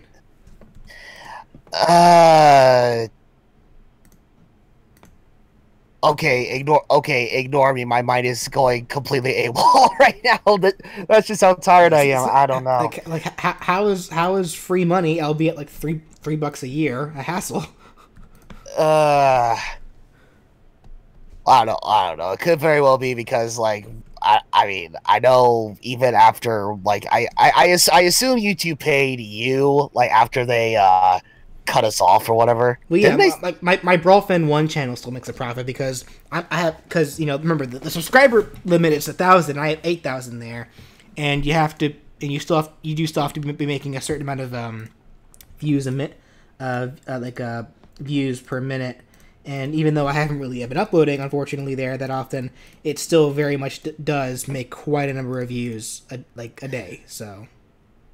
Well, right. Well, wait, but hold on. So wait, what are you saying? Are you saying you linked both? Like, you linked both the SNG account and the Profit One channel, like, to the same account, like where you get your money or all that shit? Well, originally I had to, but I kept them separate at the same time. Gotcha. Oh, okay. All right. That's what threw me off there. Like, I think the most we made back when SNG was making money off of revenue, I think the most we made out of it was, I have to go back and double check, but I think it was like $20. Right. Yeah, it's like I think it was more so like, it's not the fact that we were like getting free money was a real hassle. Like, no, that's dumb. But it's like, I mean, just the thought of that is really dumb. No, getting free money is like, shit, I'll take that any day. But no, I think it's like just trying your damn hard, just, you know, trying to like get. I guess, okay, before I stutter on my words like a complete moron and all of that shit, honestly, I feel like at one point it became one of those things where it's like, once we got cut off of that because of all the rules and shit, I think it was just one less thing that I feel like I wouldn't have to worry about, to be honest. Well, for me, I think it's more so like, considering the fact that, you know, we have YouTube is constantly like changing things and fucking things up and everything, then it's like the algorithm's constantly changing. I mean, it's like it's at that point now where it's like, why even fucking bother at this point? Just make the videos because you want to. But if you're going into this to make money, don't even waste your fucking time, because it's like oh my god, no, I am so sorry. It's like, that is exactly what I was trying to get across, but I'm so tired. I can't even sprechen the English right or whatever the fuck. It's like, okay. No. Yeah, you're absolutely right. That's exactly what I was trying to say. Fucking all these changes that YouTube has been making with monetizing channels and shit. It's like, it's just become a real hassle. So it came to a point, it's like, all right, you know what? Forget this. If it's really going to be that big of an issue, especially for us little channels, it's like, yeah, screw that. I'll just make channels just for the fun of it. Well, that pretty much was the reason why we began to begin with. It's literally like, yeah. I mean, if us losing the monetization was, we if we cared that much about it, we wouldn't keep doing this. Also, Scarlett, do I have a PayPal? I do. Why do you ask? But yeah, I'd like to make a donation, please. But no. So it's like, where was I going with this? I completely forgot. Whatever, Deadpool. Yeah. I mean, it's like. God damn it, Danny, go ahead. Okay, well, I was just gonna go back to answering some questions. So, Dark Meta Knight asks, "What is your thoughts on Super Mario Party getting unique dice for each character?" Define unique dices. Like just aesthetics, sure. Yeah, is it just aesthetic stakes, or does like the character's dice have like some kind of like ability to it? Like do the dice from for Rosalina contain like cosmic powers of sorts? Also, you want to donate to me? Aw, thank you. Oh, I was joking, but okay. Aw, look at that, BJ. Let's see. So, Gold to Jagami asks, he's back, and nothing back. What are your thoughts on Blaze Blue cross tag battle? Never Is played where, it. yeah, is where it's like, Brandon, why the fuck aren't you here?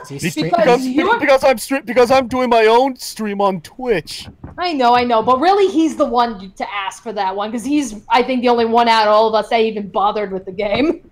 So okay. Well, I mean, more so like Brandon's the one who's like more familiar with the Blaze Blue series, like in general. Really, I played a little bit of Blaze Blue Cross Tag Battle, and for what it is fun, especially considering that how much fun it is to play the characters from the Ruby cast. And you have no idea how stoked I was when I was finally able to download and play as Yang. She's a blast. I mean, granted, I haven't picked it up in a little while due to other things, but for what it is, it's like it's still a really fun fighting game. I like it.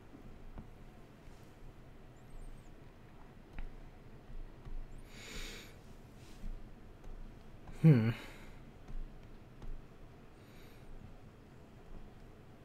just really hope I get this upcoming job. Because, like, Smash Bros. Ultimate, Pokemon Let's Go.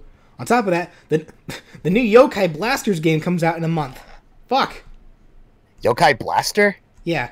Yeah, it's the spin-off Yokai Watch game that was based on on a mini game that was introduced in Yokai 2 called Yokai Blasters, where it's what's the best way to explain it, actually? I don't really know how. It's a tactical RPG, I think. Well, not a tactical. I don't know how the fuck to explain it. Look it up. Okay. Anyway, let's see. So Kaito asks, Danny, when Castlevania Judgment came out, people panned it for the Death Note art style, complaining Simon Belmont looked like a J-punk rock star instead of a barbarian. Is this a legitimate complaint? Wait, isn't Castlevania Judgment like that, what was it, that anime that came out on Netflix? This is the Netflix series. But he's saying, like, you know, where people were criticizing the art style for it because I guess... I haven't watched Castlevania Judgment, so I don't really know. But I guess apparently, like, you know, they were one of the criticisms I guess people had with Simon Belmont's design is that rather than looking like, you know, how he does in the games, he looks like a J-punk rock star or something.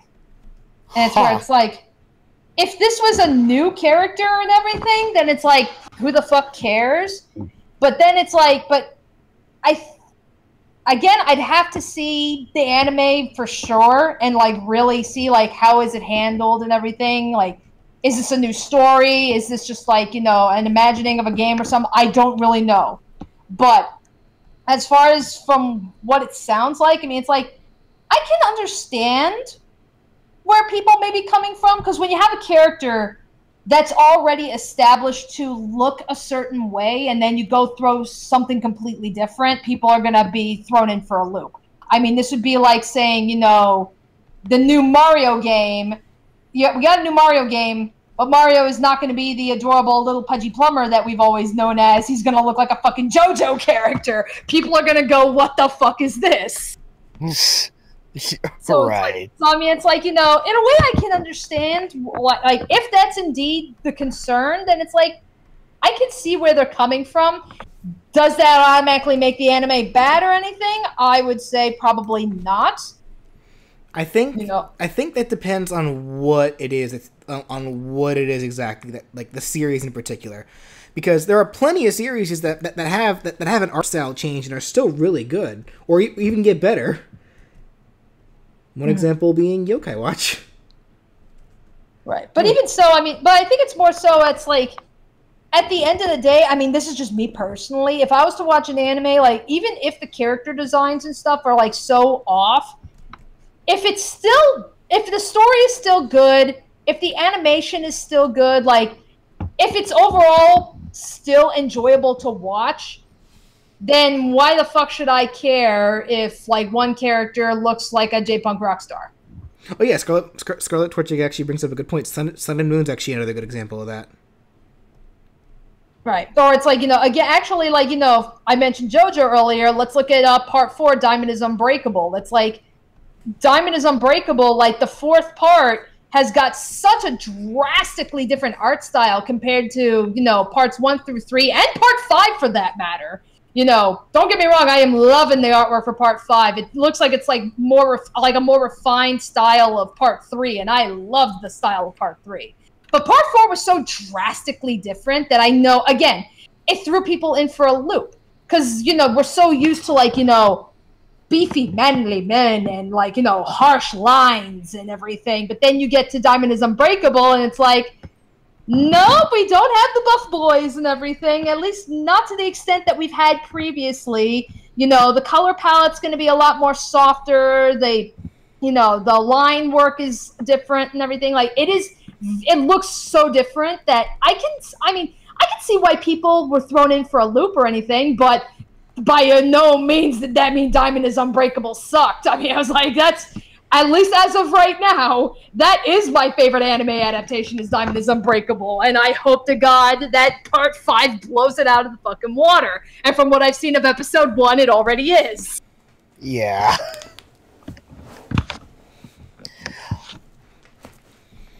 Okay. So the Deadpool base is done. Yay! Sweet. Now we'll bring it over to Photoshop to add lots of more fun details, as well as paint on the sign. Yeah, Gold Tejigami still can't wait for part 5, by the way. Brofist! Like, Brofist right here! We got 2 more months, goddammit! Yeah, 2.5 more months, yes. It's like, oh, is it October yet? No. It's like, damn it! I know. 2 months will fly by fast. Yeah, it will. Yeah. Next thing you know, weather will be much cooler again. I was like, speaking of which, Ryan, I actually did finish up Volume 4. Oh, really? Yeah, for the project. So I'm actually at the point, I'm almost done with the first chapter of Volume 6. I'm just at that point now where, gotta find the appropriate background music. Oh, okay. Yes. That's where it's like I was in the middle of doing that, and then the stream started, and I was like, nope. Oh, Closing it down. You want my PayPal link now? If I can find it. I actually don't even know how to properly set that up for. Shit. Hold on. Oh dear.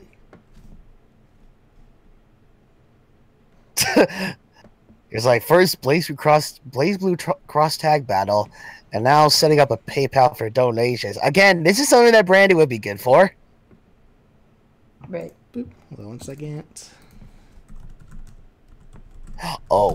Yeah. Oh god, that was like so. May want. Wait. Yeah, it's like BJ. If you're gonna try and like log in and everything, you may want to hide this. Got it. No. Here I got it. Oh, okay. We were just a bit behind. Figures. The only thing it showed was my email address, which I already have public anyway. So. Okay. That being said, email me and hire me, please. You missed it, Ryan. So this morning, like Brandon and I, we actually playing a little bit of Splatoon 2 together. Oh yeah. Yeah. And it was like, you know, Brandon's like internet or something, like for whatever reason, like we'd have maybe like 3 matches, and then it's like all of a sudden, you know, booted from the match. And he's like, what the hell? It's like, yeah, really. It's like, goddamn. Yeah. But it was fun. We were just playing some turf war. Oh. Yeah. Oh, okay. Yeah, so yeah, because I was like, I haven't played Splatoon 2 in a while. Because, you know, well, this past weekend was my mom's birthday. And my little brother and sister-in-law, they actually came down to surprise us. you know, well, to surprise mom, you know, being like, okay, we're down here to celebrate your birthday. So, you know, they were here until yesterday. So they left yesterday. So, you know, pretty much like all this weekend and everything, you know, yeah, I've been hanging out with my little bro and sis. Aww. Yeah. And then it's like, I should probably like tell you guys. So like, when it came to like birthday gifts and everything, like my dad, I pretty much like surprised the fuck out of everybody. So my dad, what he did was he gave my mom 4 envelopes and he said, all right, I want you to open each of these. You can only pick one though out of these 4. So my mom was like, okay. So she opens up the envelopes and inside they're like little like pictures or shit that you make in like Microsoft Word or whatever. But like one piece of paper was Hawaii. Another picture was Alaska. One picture was Europe and Paris, like England and Paris. And then the last one was Italy. So basically it's like, okay, for you know, my birthday present to my wife will be that next year I am going to take mom to one of these places and it's going to be her choice of where she wants to go. So, you know, ultimately my mom was like, she ultimately chose Italy because, you know, of course, you know, my mom's family comes from Italy. Like my great-grandparents on my mother's side, they actually came to America through Ellis Island. They're from Naples.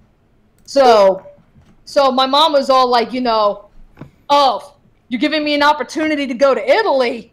I'm fucking taking it, basically. So, you know, my dad's like, okay. You know, he said it's going to have to be sometime in 2019. We're going. So then my dad turns to me, my brother, and my sister-in-law, and he says, and we're inviting you guys. Huh. So sometime next year, family vacation. I'm going to Italy. Wow! Wait! Oh my god!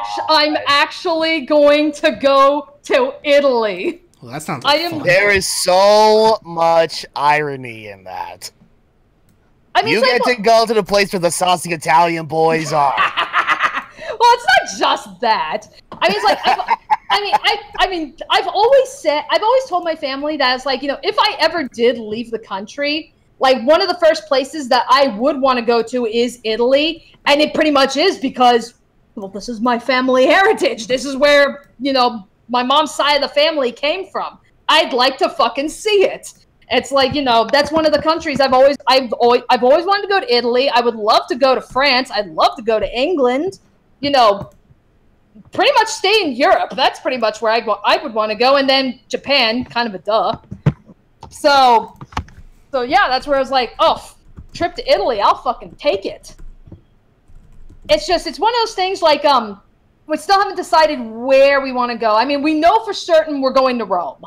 Because why the hell would you go to Italy and not go to Rome? So it's like, Rome is definitely a given. I know my dad wants to go see the Vatican. We're probably going to end up going to Venice. I don't know where else we're going to go, but it looks like we're probably going to be staying in the northern part of Italy, which means, like, you know, Naples is south. So it's very likely that I'm not going to be able to go to Naples.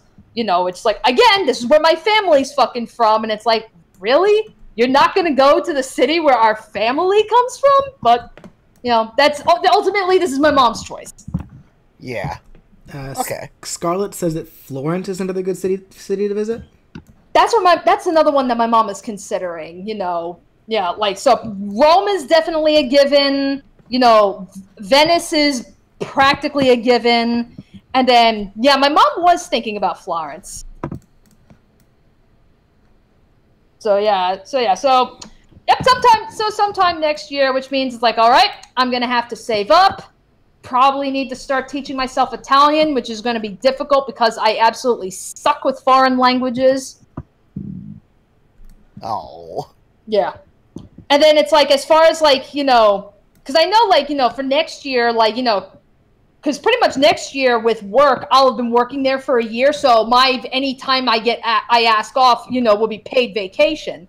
So here I'm thinking, you know, okay, this is going to be easy with MomoCon and everything. You know, if we're going to do MomoCon again, then it's like, I can take the week off and I know I'm going to get paid.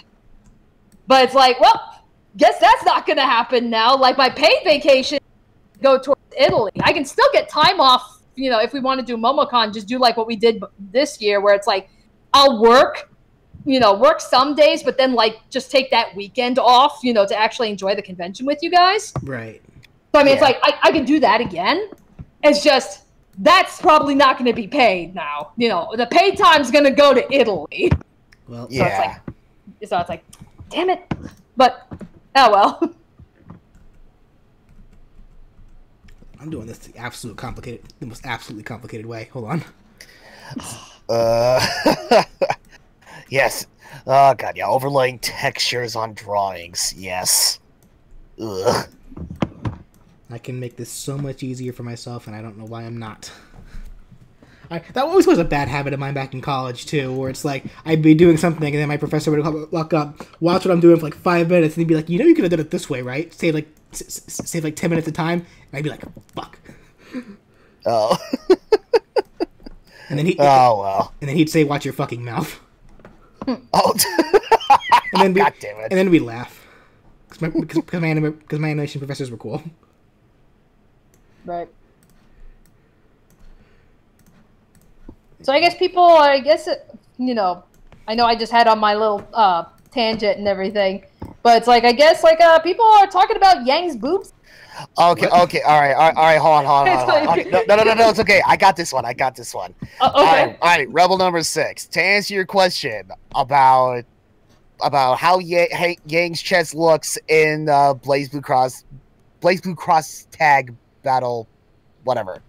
All right, look, her character portrait, yes. Her actual character sprite, not really. Okay, there you go.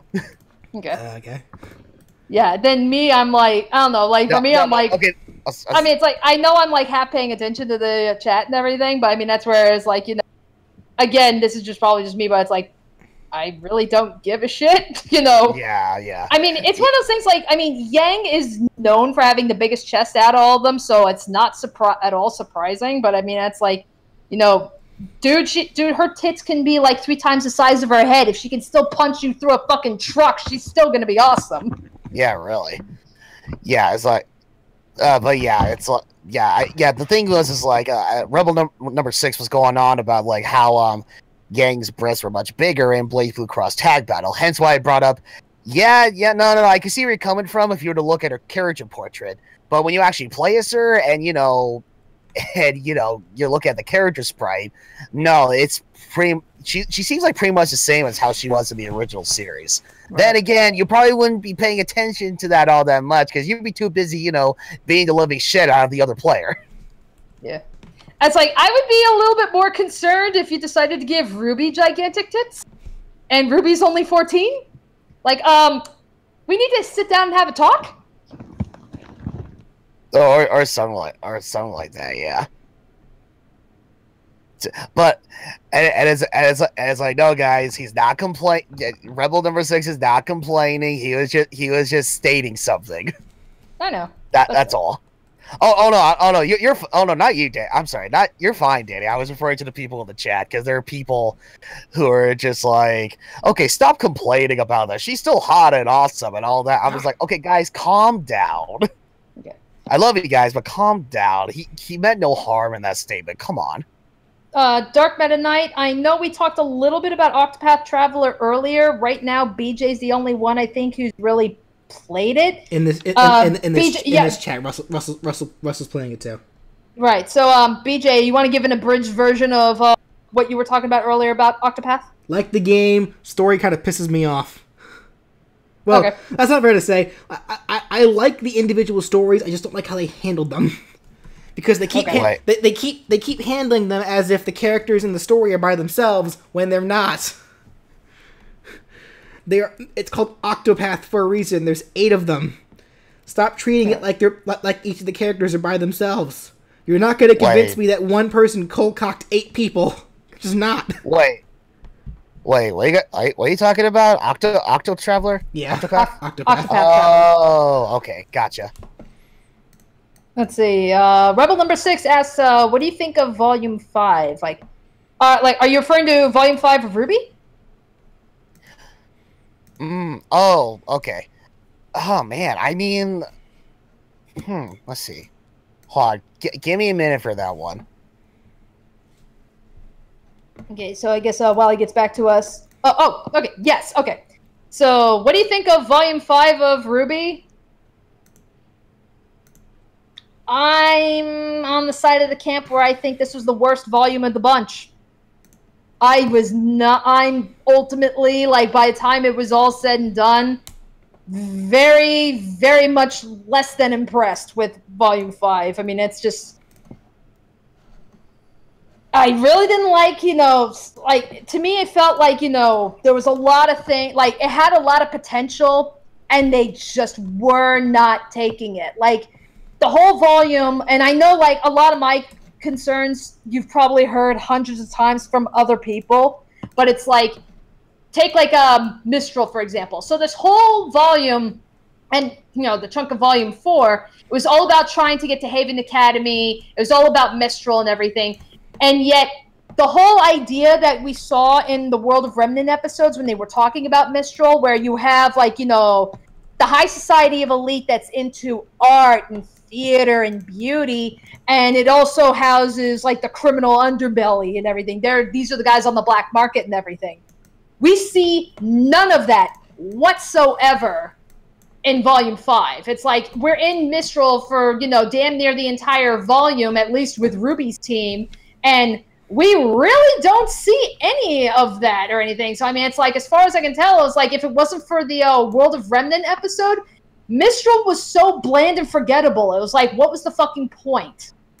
Ruby needs to start acting like the fucking main character already. Because right now, she's just main character by name only. It's like, she doesn't ask about, the silver eyes, It's like, okay, you brought this whole thing about the silver eyes, and it's like, she's not asking Ozpin about it or anything. And it's just like, she's just acting, she's by far the least developed character out of the bunch, and she's supposed to be our main character. She's supposed to be the leader, and it's like, she's leader in name only. It's like, Yang has had more development than her. Weiss has had more development than her. Fucking Blake has more development than her. And I really did not like how they were handling Blake in this volume. So that's where it's like, step up the game already. Yeah, honestly, it's like, for the longest time, I always felt like the way how they were handling Yang's character, I always kept forgetting Ruby was like supposed to be like the actual main character in the story, because I always kept feeling like Yang was like the main character. Aw. Thank you, Yeah, Scarlett. because, well, it's like, no. Well, it's like, because, yeah, again, like, everybody's gotten at least some semblance of development. Like, Weiss went from the character that I could not fucking stand. Like, I really wanted to strangle Weiss when the series started. But now she's, like, my favorite character because she's gone through so much fucking development. She's gone through, like, a complete 180 and everything. She went from acting like a spoiled, entitled little bitch to actually, like, standing up to her dad and everything. And it's like, in Volume 4, when she finally puts her foot down and, her dad, like, takes away her heiress title and tries to, like, keep her in Atlas. So what does she do? She just packs up and sneaks out. And it's like, oh my god, Weiss, good for you, girl. I love you. So it's like, I love what they've been doing with Weiss. Yang, I got where they were going with her. I guess I wish maybe they could have handled it a little better.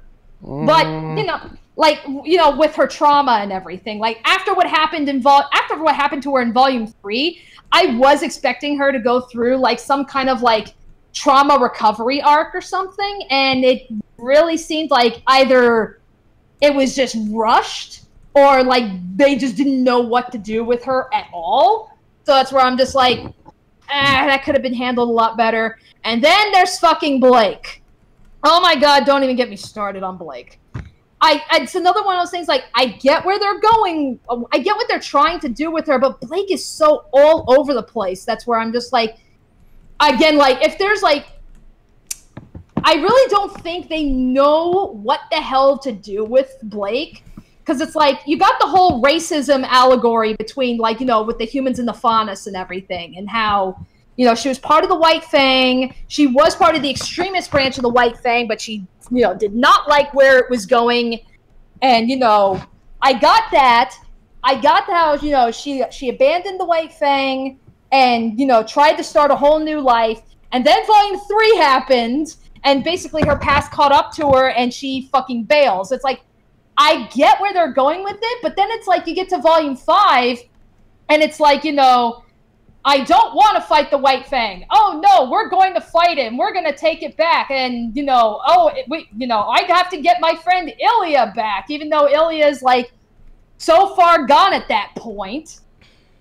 And it's like, it's just, oh, my God, I really did not like what they've been doing with her. And it's like, Adam still wants her. Ilya wants her. Freaking, what's his name? Son wants her. It's like, everybody just wants to fucking pork freaking Blake, and I swear it's only because she's Catgirl. So it's just like...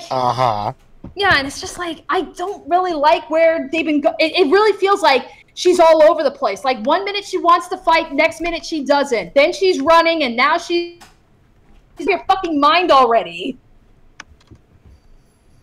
And then it's like, and then, you got all the stuff with Raven, too, which I think could have been handled better. Like, well, I mean, the biggest thing that I had with Raven, I mean, it's like, okay, considering that, Yang was finally able to confront her mother, okay, that's one thing. It's like, it was talked about for a while. It's like, oh, thank God. Okay, see, this is one of the main things that's like, while I see the flaws with Volume 5, honestly, I prefer Volume 5 over Volume 4, if only because it's like, with Volume 4 was like, felt like it was nothing but build-up. Yeah, some stuff happened, but it was nothing but build-up. And then with Volume 5, that's when they were actually doing stuff. Like, Yang was finally out, trying to find Ruby and the others. Blake is off doing her stuff back in her homeland, Blake... No, not Blake. I'm sorry. Weiss, she's out and ready to do what she really wants to do and not be at home with her corrupted father, all that shit. But it's like, yeah, going back with, like, Raven, it's like, I'm grateful that we finally get we finally get to see her, like legitimately, after Yang was talking about it for quite some time. But it's like, okay, are we seriously just gonna cut out the sequel, like the ending scene, like at the end of Volume 2, where Yang is walking up to Beacon Academy, like in the dark or whatever, and lo and behold, right in front of her, we see Yang's mother standing right in front of her. She takes her mask off, and she was just like, "All right, Yang, we need to do a lot of talking," or something like that. Yeah. And yet we see her again in Volume 5, and yet no mention of that was ever brought up. So it's like, okay, are we really just gonna forget about that? What I don't get is, it was established, like, I think it was in Volume 2, where when Yang was giving Blake her backstory about how, her mother basically abandoned her, and she's been looking for Raven, practically all her life and everything, because she just wants answers. She just wants to know, Mom, why did you leave? It's like, fairly easy to understand and everything. And it's like, she's been saying that she has been, looking everywhere to try to find her mom, and has been unsuccessful so far. Volume 5, episodes within it, she finds Raven easily. What the fuck? Yeah. That's right. That's like, how? It's like you're spent your life trying to find your mom with little luck, and then it's like, oh, now you find her easily, mind you, because plot demands it. Okay, hold on. I guess, to be fair, honestly, it probably would have been a bit more difficult for Yang to find Raven if she hadn't run into that thug in Raven's gang, when she went into that little bar, or that little station or whatever, to get a glass of water. But even then, it's like, how the hell would she even know that he was part of Raven's gang and not just some other thug? Well, because he was like, I hear you were looking for someone. Yeah, but again, it's like, it's just one of those things where it's like too goddamn coincidental. And then when she actually meets Raven, you know, the whole point, like, again, it's like, where are you going with the writing in this thing? Because, like, she'd spent all her life to try to get answers from Raven. She actually meets Raven, confronts her and everything, and Raven's like, you know, I congratulate you, you finally found me and everything. And then, you know, Yang's like, oh, I'm not here for you. I'm here because your semblance can take me to Ruby.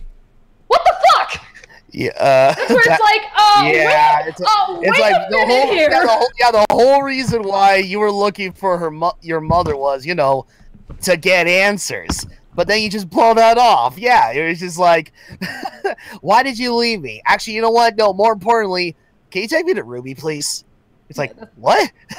Yeah, that's where it's like, you know, that's just another one of those things where I'm just like, where the hell are you going with this? Like, I will admit, I did really like the exchange between Yang and Raven at the very end, like in the last episode. That was handled very well. I will give the writers that. They fucking nailed it perfectly. It was just everything up until that point. It just felt like, okay, again, it's like too coincidental.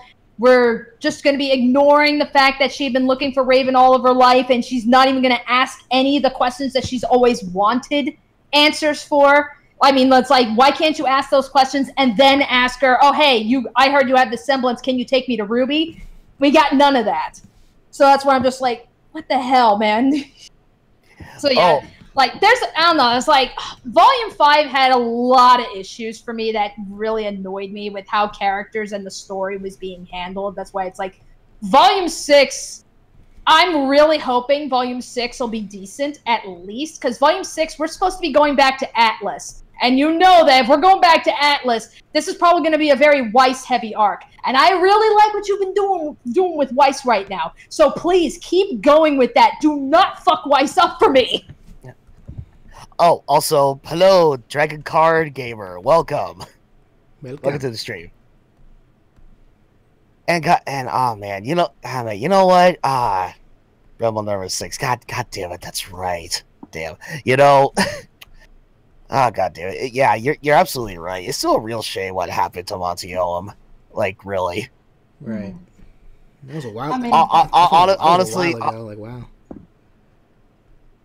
Yeah, honestly, I keep forgetting that. It's probably like the reason why, you know, like, not just with like, okay, aside from like the upgraded animation and all that stuff, because that's still fucking fantastic, regardless of how faulty the writing is. It's like the animation and stuff. It's improved like so much over the years. It's great, but it's like honestly, yeah, I think with the faulty writing is I think if only it is because of like the loss of like the series writer itself, Monty Oum, and how talented he was with all of that stuff.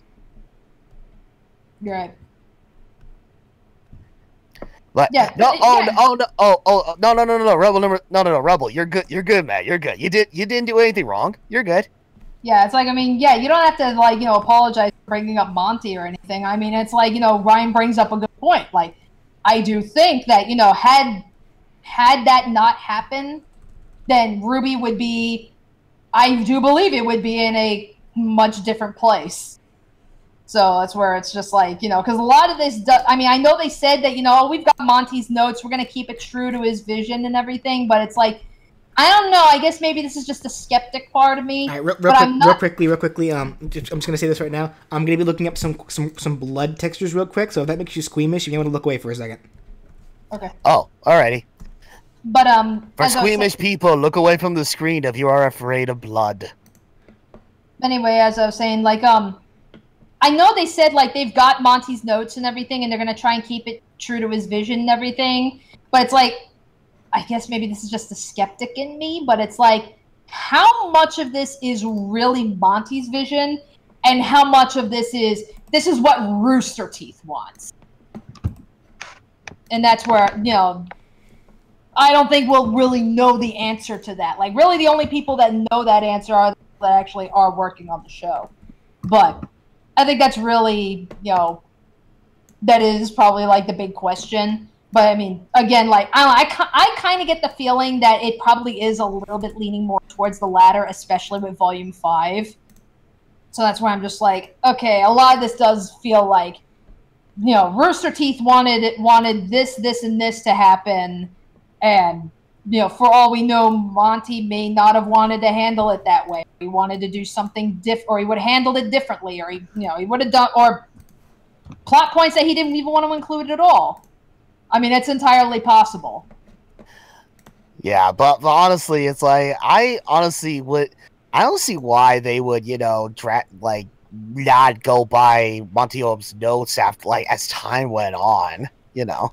Right. Ooh, alien blood.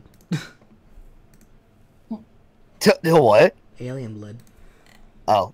Like trying to find like a good overlay for this, for the background.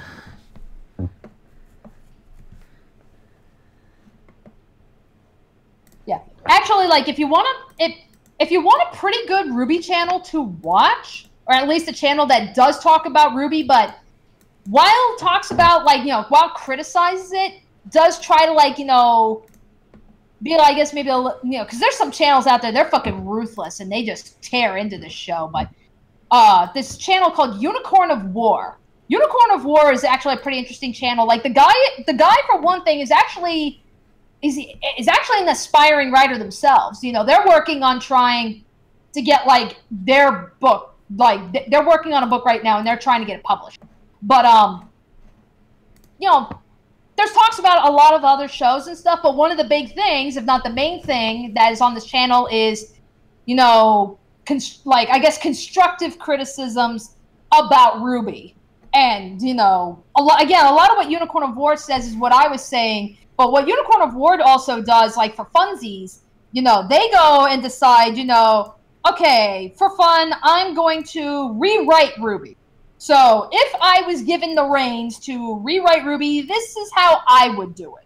And it's actually really interesting, like, the kinds of ideas that Unicorn of War has for the series. It's just like, it's one of those things where it's like, Rooster Teeth, hire Unicorn of War, please.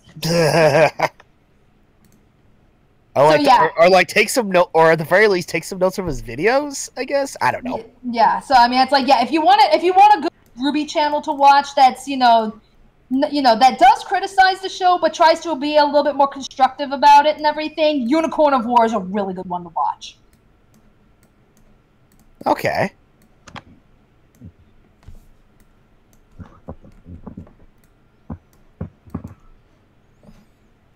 All right. I think the thumbnail is done. Woo! I guess, what do you guys think? I'm waiting for you to finish. Okay. Yeah, because remember, we're like 10 seconds behind on the stream. Right. All right, I like it. Oh yeah, I love it. Mm. That is freaking awesome. You know what? Actually, hold on. I'm gonna do, just to be safe from YouTube, because I don't know how YouTube will react to me putting blood in the thumbnail. Hold on. Oh, please.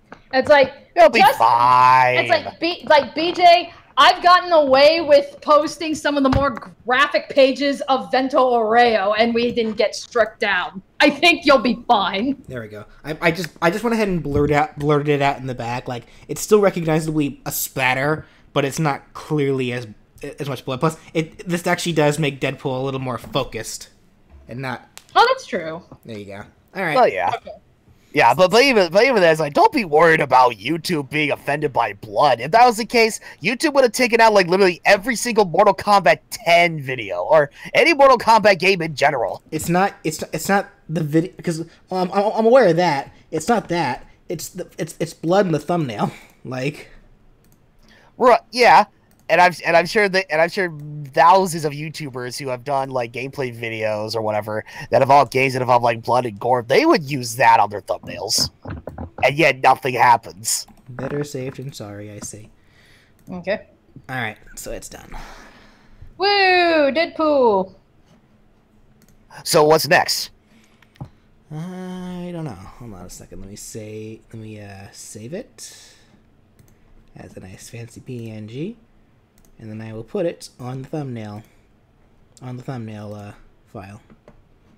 All right. So here, for those of you who didn't see, here's my Yokai Watch thumbnail that I made earlier. I actually just posted that on I actually just put that on all 70 fucking parts of Yokai Watch. God damn, man. That took me a while.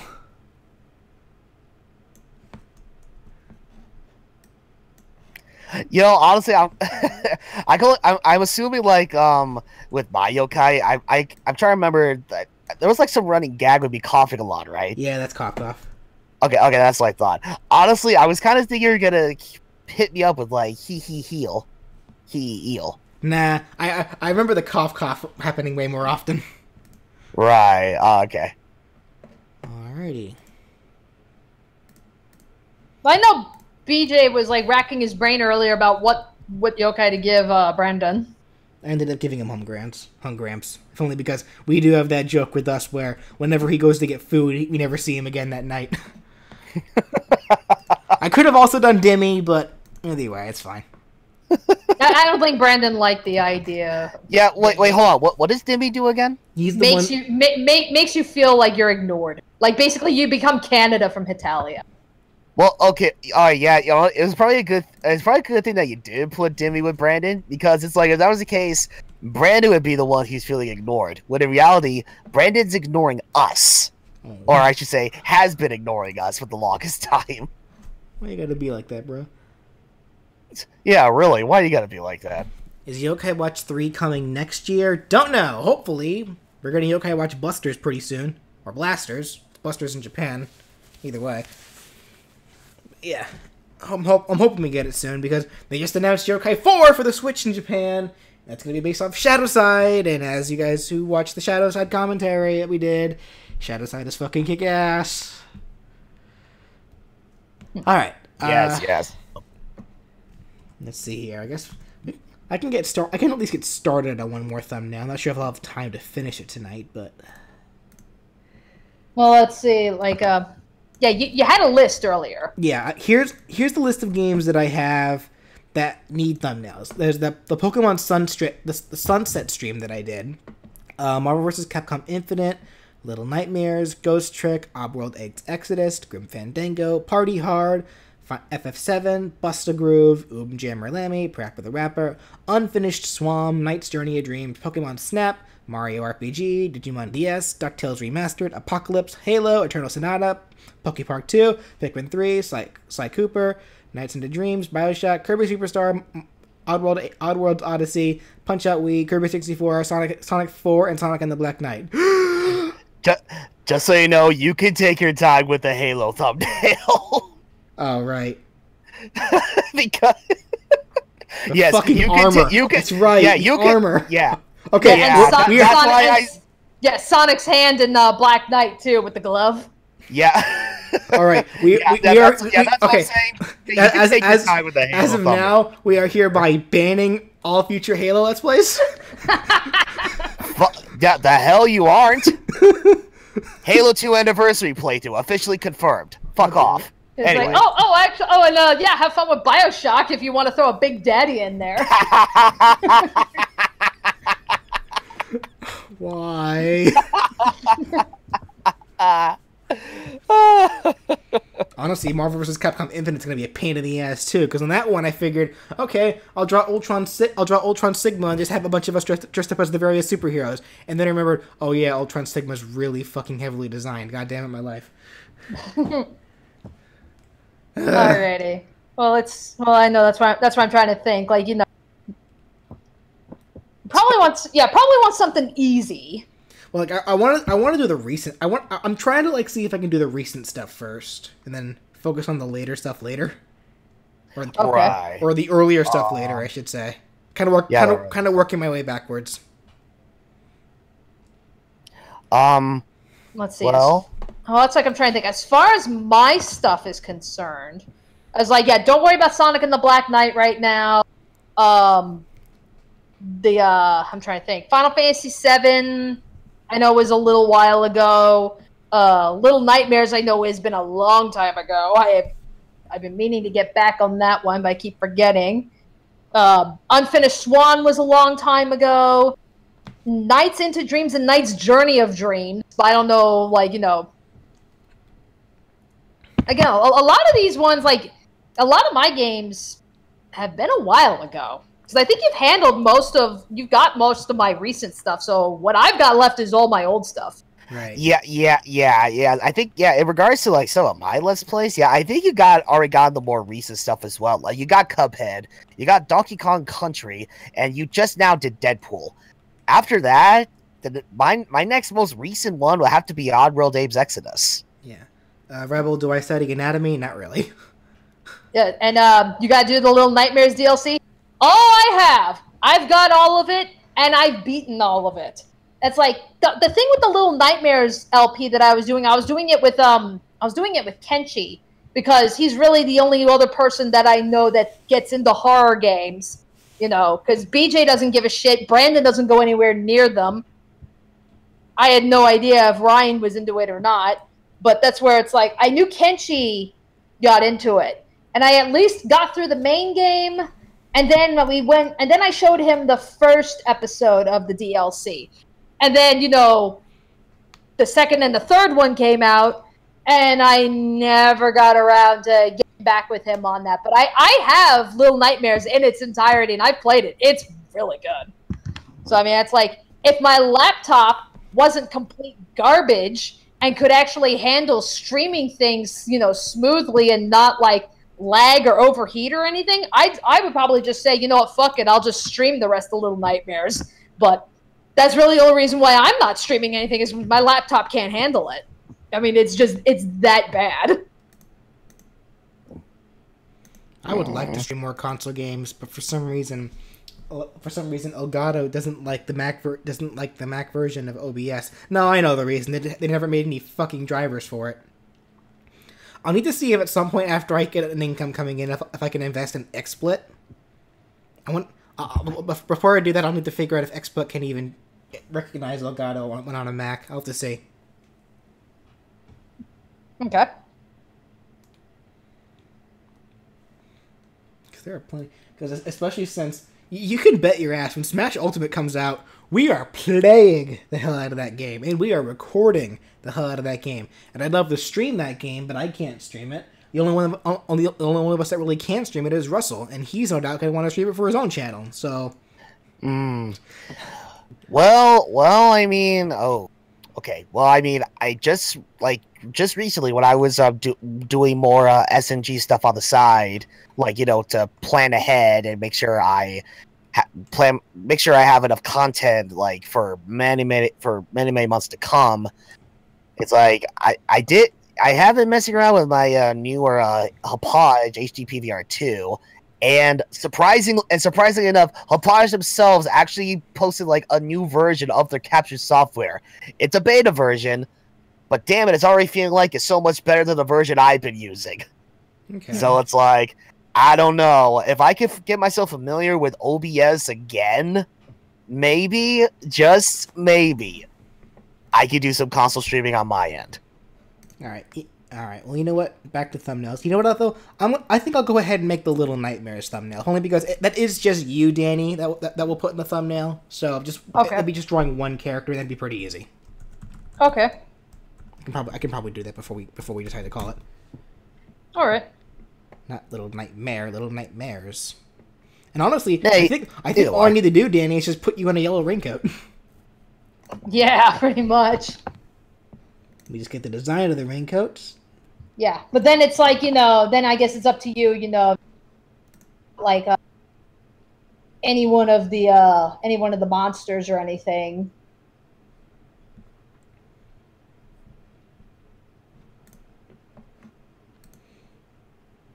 That should be a good enough design, I guess.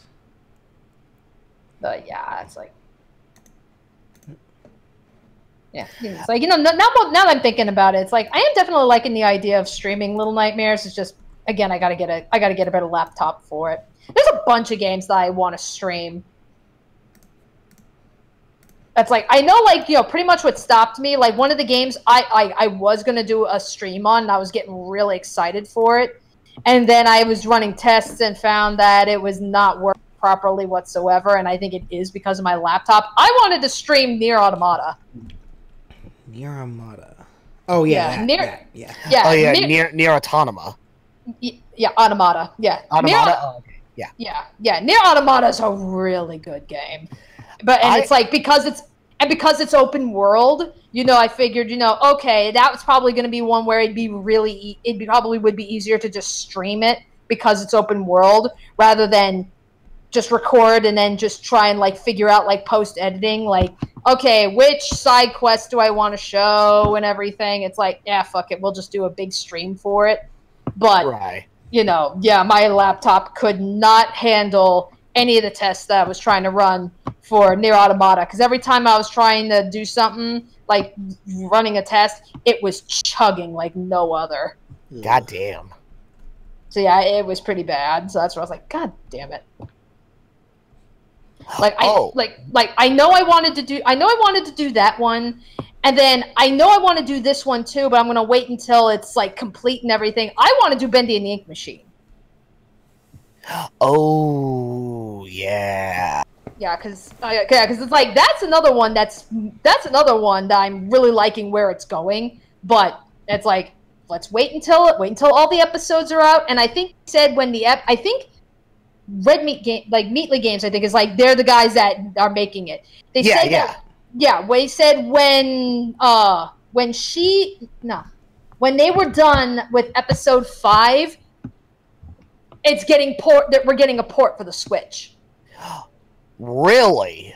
Yeah, so Bendy and the Ink Machine is coming to the Switch. They're just gonna wait until all the episodes are done, and there's literally only one episode left. So, is it? Are they just porting it to the Switch, or are they gonna port it to other consoles?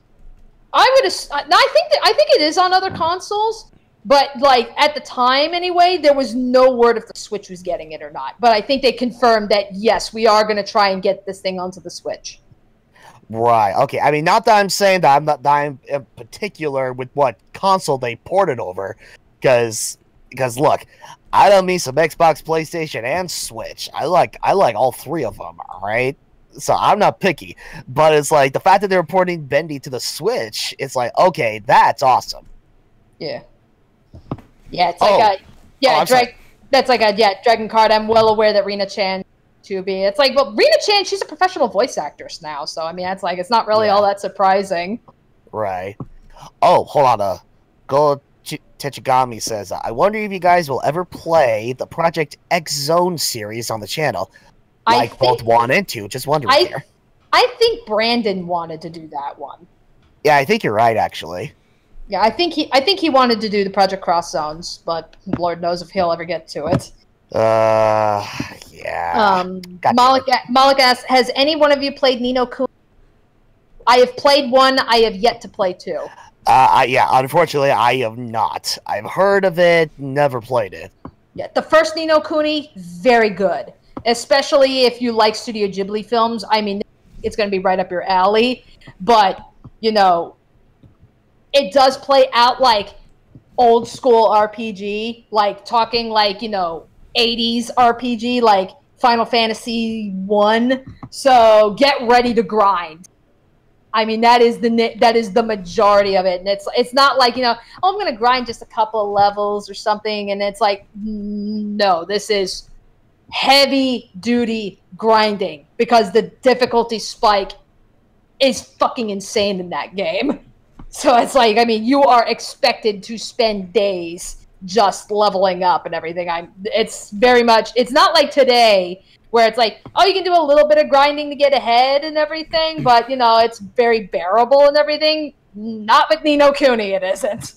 Wow, really? Yeah, so it's like, okay, all right, you know what? Screw that. In that case, I don't need no Kuni. Yeah, I mean, that's like, if you're one of those people that you cannot stand grinding for days on end and everything, and it's like, just to be able to progress through the plot, you're not going to have fun with Ni no Kuni. Oh, man.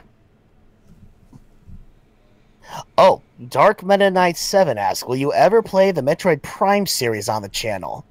I think one of us did. I did actually. Oh, you did? Okay. I mean, it's like I remembered initially first buying like the Metroid Prime trilogy, like when the Nintendo was putting out like Wii titles like on the Wii U eShop, and for the longest time I've been meaning to try to find the time to get more into the Metroid Prime series. Because while I have seen a shit ton of Metroid, like from other people and like from E3 and other places and all that stuff, it's like I unfortunately I have not been able to actually try my hands on any Metroid games, especially Metroid Prime.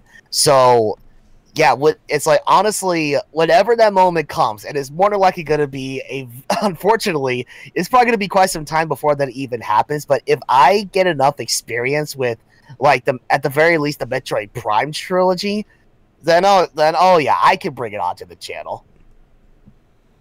Okay.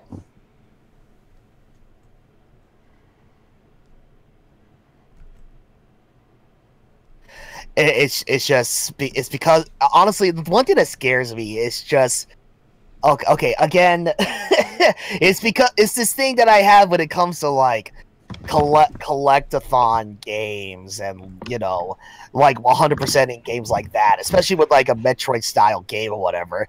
The fact of like trying to find everything, it's like I'm so focused on like when it comes to a game that I'm playing for the first time and I know that you have to collect a bunch of stuff to 100% it or whatever, I always get distracted by trying to find everything before actually completing the main game. And I'm afraid, and I'm worried, and that's probably one of the biggest reasons why I've been taking so long to get around to playing Metroid Prime at the very least. It's because of that. I mean, with all the missile tanks, you know, the many various other upgrades, all the stuff you need to scan from all the worlds you're visiting, and, you know, all of that stuff. Okay. It's one of the reasons why, unfortunately, I have yet to complete Ukulele. Because of all those goddamn collectibles and getting all those goddamn jiggies. Right. Wait. No, wait, no. Oh, god damn it. No, those weren't jiggies. That's Banjo-Kazooie. God damn it. Same difference. Close enough. Yeah, yeah. Anyway, so BJ, Rebel number 6 asks, I'm no professional, but studying anatomy could help you a lot from what I've heard. What are you aiming to become in the future? Well, I graduated with a Bachelor's of Fine Arts for animation, and I've yet to show anything for it, because no one wants to hire me. And I'm sad about that. But, yeah, like, and you're very right about that, though. You are very right about, you know, anatomy help, because that was, like, a big reason, you know, when I was in college, I took life drawing classes, so...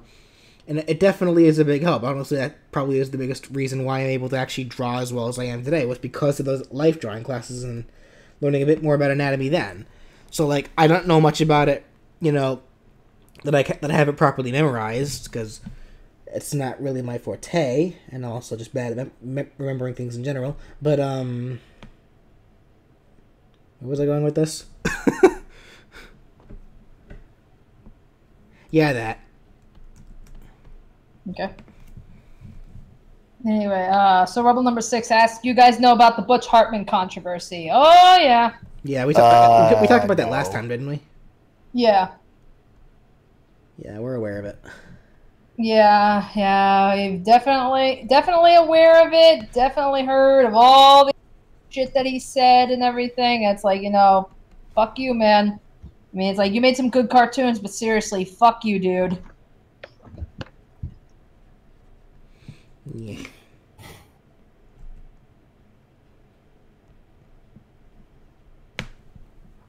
Don't you hate it when people that make stuff you love turn out to be dicks? Mm-hmm. Yeah. It's like, damn it, you make awesome stuff, but why do you? But I have to hate you. Yeah, really. It's one of those things. Like, I know, you know, at times you're expected to, you know, separate the art from the artist, but it's like, I don't know. I'm finding that that's becoming, you know, harder and harder to do. I mean, I remember, like, you know, when Channel with that whole controversy and everything, and when they were practically going down in flames with some of the shit that was coming out about them and everything. It was like, you know, I mean, shitty business practices, yeah, that's pretty bad and everything. But, you know, as soon as I heard about the whole Jew Wario thing, that's where I was like, oh my God. Like, I was very much disgusted with them. So that's where I'm just like, that's just one of those things. Like, I mean, I hadn't watched a lot of Nostalgia Critic at the time, but when that happened and everything, and all this information was coming out so goddamn quick, I was just like, fuck these guys. You know, now it's just officially fuck these guys. Oh, okay, hold on. All right, well, all right, see you around, Dragon Card Gamer. Hope you had a great time on the stream, and be careful with the thunderstorm, all right? Be safe. See you later. All right, have a good night, man.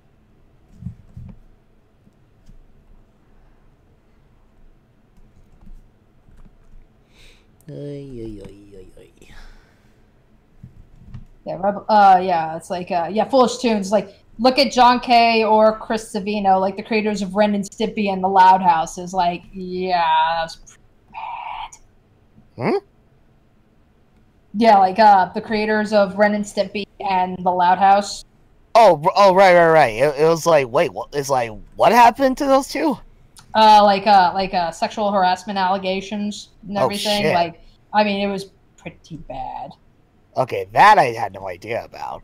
Yeah, that one was pretty bad from what I'd heard. How long? Wait, it's like, how long ago was this? I think this was last year. No, really? Yeah. Yeah. God damn. Wow. Well, call me late to the party, but god damn. Yeah, and then it's like Rebel number 6 is like, Fairly Odd Parents didn't age very well for me.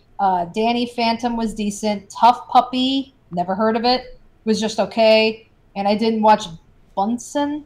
It's like, okay, I only know Fairly Odd Parents and Danny Phantom. I guess like these must have been other shows that he must have come out with like a long time, like long after those shows were done. Well, Fairly Odd Parents is still not done. It's still going, but even then, it's like, Tough Puppy. I think if I'm remembering the right thing he's talking about, that was a show about like this. It was like an anthro world where like you know, like the typical you know, animals, you know, being able to walk and talk like humans and shit. And it was like an all inhabited animal world. Like the main character was this dog who was like this complete idiot dog, but because of like some genetics, like he somehow ended up having the genes of like literally every single breed of dog. So because of that, he somehow was able to like have like all this really epic like acrobatic skills and shit. And because of that, they turned him into a super spy, despite him being a total dunce. Okay. I didn't watch very much of it. Alrighty. Mullet Perry asks, what's your favorite shiny Pokemon? Shiny Flygon, only because it just the history I have with it. I don't keep up with the shinies. I have long since given. I've only gotten one shiny in my life, so I can at least die knowing I at least got one. But after that, I'm just like, I've given up on ever coming across another one. So I'm just like, meh. Yeah. I mean, it's like. I would give an answer what my favorite shiny would be, but yeah, unfortunately I have not kept up with like the shiny designs for like the vast majority of all the Pokemon that have ever been, you know, put onto this universe. So it's really hard for me to say. Yeah. Okay. Some are worse than others. Yeah, I figured as much. Vampire asks, what do you guys think of a shiny Suicune? I don't know. It's not that impressive, Sophia. Let me look that up. It's not that impressive, Sophia. Okay. That's Sophia. Oh, okay. Oh, excuse me.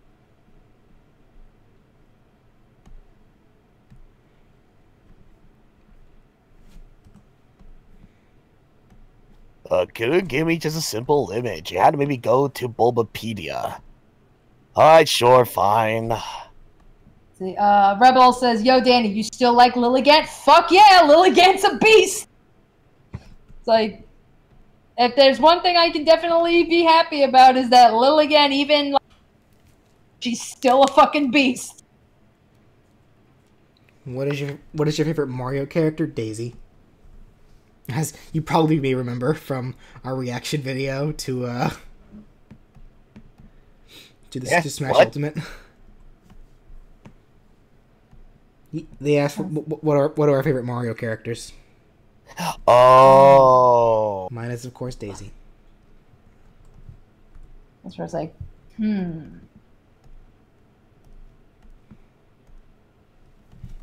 Oh, wait a second. I know that's what I'm trying to think. Oh, wait, this is a shiny Suicune? Huh. Alright.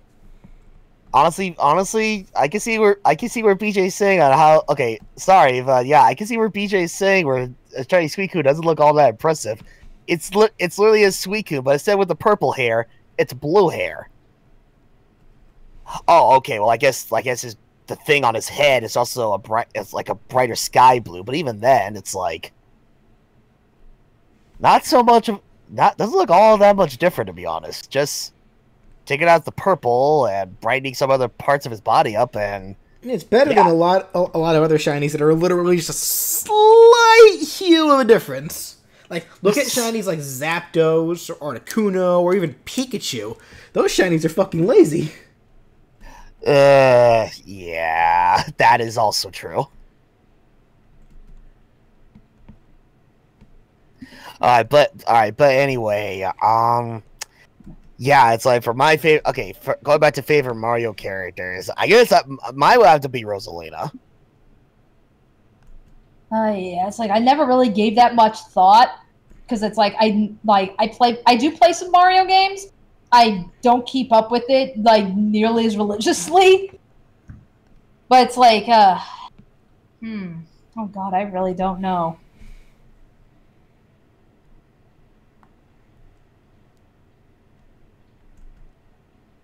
So you know what? It's like I can't really decide like on a favorite.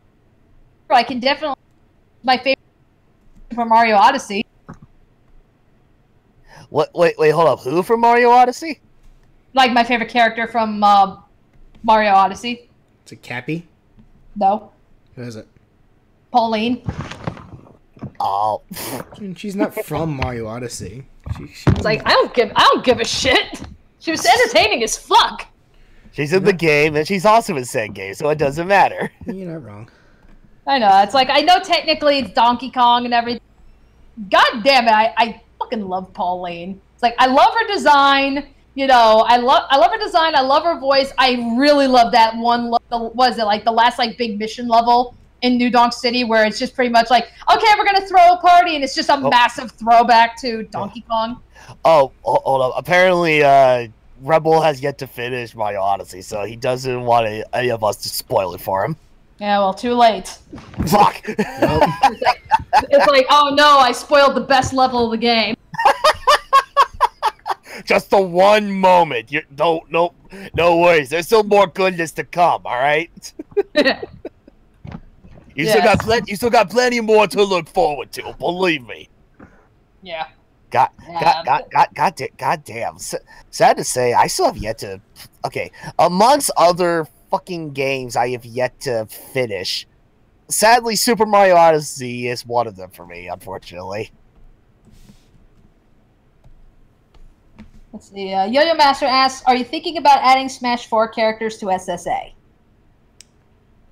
I'm not gonna say. You'll have to wait and see. Huh. Surprising. I will just remind you of this. Just keep in mind, SSA is still, despite how long it's been, and the fact that we're just about to get our 5th Smash game, you know, SSA is still technically a Brawl series. So, just keep that one in mind.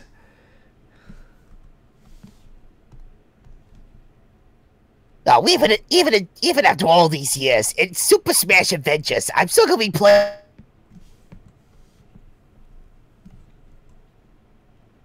Ryan? Hmm? You lagged out terribly there. Oh shit. I don't know what to tell you about that. Ridley caused a lag in my interwebs. That's okay.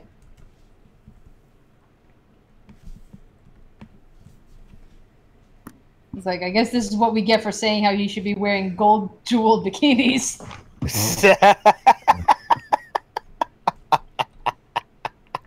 Oh my god. Honestly, you know what? Despite the fact that I'm going to be maining the hell out of Daisy when Smash Ultimate comes out, I really do want to try Ridley. Like, Ridley looks like so much fucking fun. Oh god damn it! Did I just lag again? Probably. I think you did, but it's like, Hark. God damn it! All right, hold on. Give me a second. But regardless, it's like, Hark. Is that a Brandon in the call? It is. Hi. Yay! Hey, Russell. How you doing? Doing fine. How are you guys? Pretty good. BJ is drawing thumbnails. I know. Did you see the Deadpool one that I made earlier?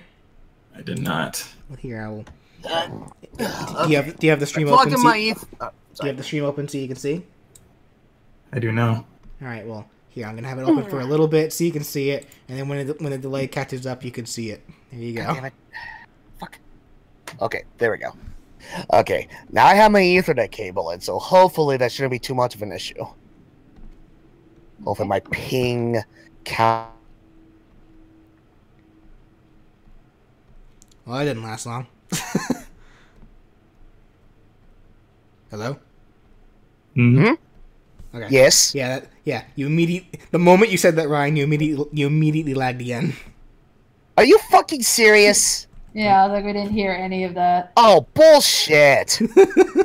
Absolute fucking bullshit! Wait, hold on.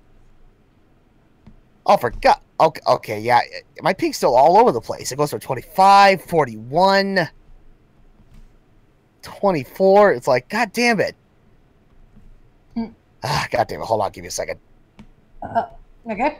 In the meanwhile, Solar Fenrir asks, thoughts on the upcoming Digimon adventure film? Oh, the film? I don't know. I still need to watch the last one. Now, there is that new Digimon game coming out. What was it? Digimon... Fuck, what was it called? I don't know. Digimon... I don't know, you keep up with this more than any of us. Survivor, that's it. Digimon Survivor. That's it. Where it's apparently... I don't know anything about it yet, but according to what I've read up, apparently it's going to be a game where you end up in the digital world, and you actually have to survive the digital world and not get killed. And your partner is an Agumon. Because of course it is.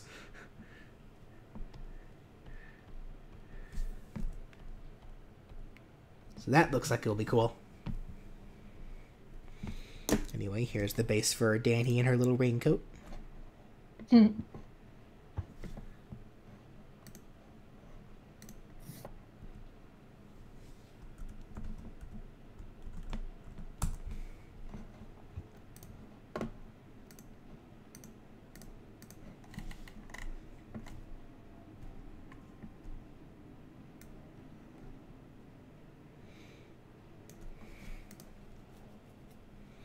BJ keeps up with that with as much sort of relevant catch 'em all series as possible. No, not all of them. Like, yeah, Pokemon, Digimon, Yokai Watch. Those are the big ones for me. There might have been another one. I just can't remember right now. Oh well.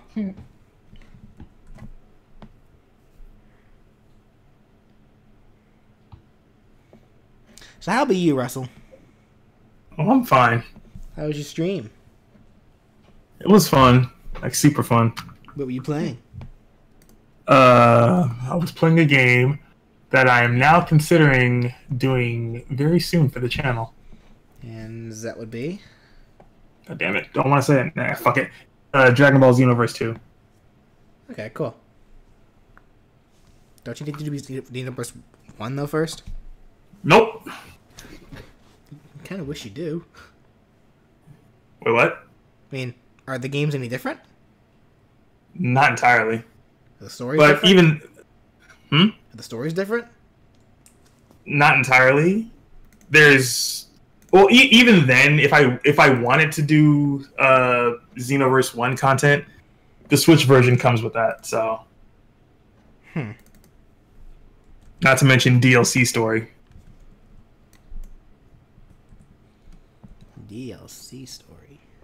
It's like I held off on doing anything. I had my copy of Xenoverse 2 for like months.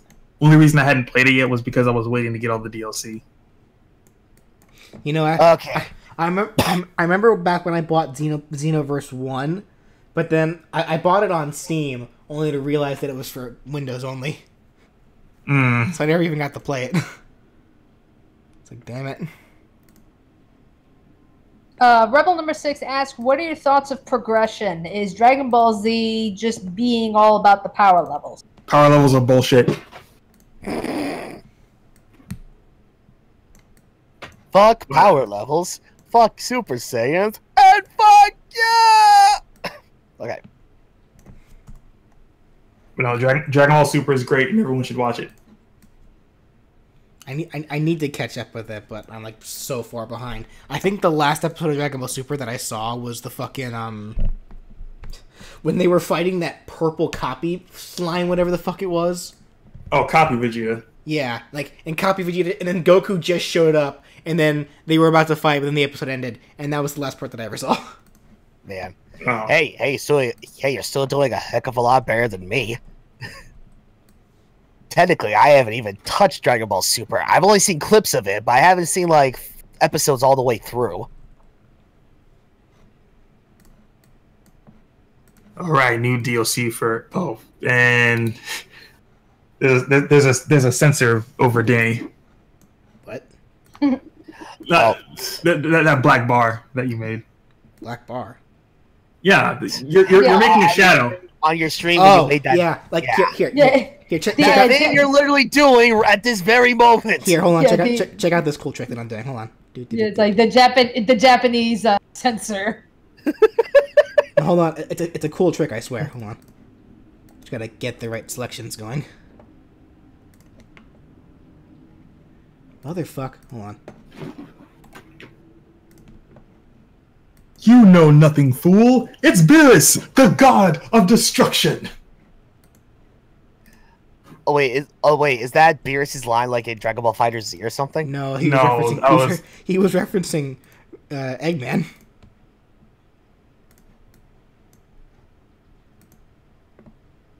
Okay. You know nothing, fool. It's Chaos, the god of destruction.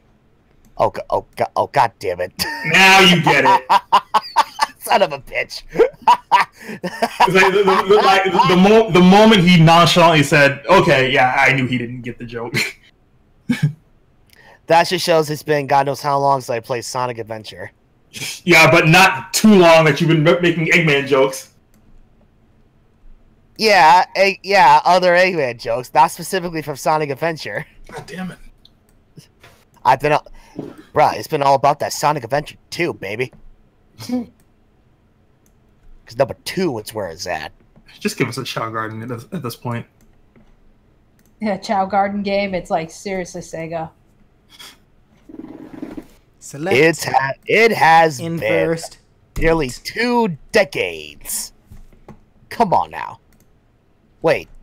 No, it hasn't. What the... Wait.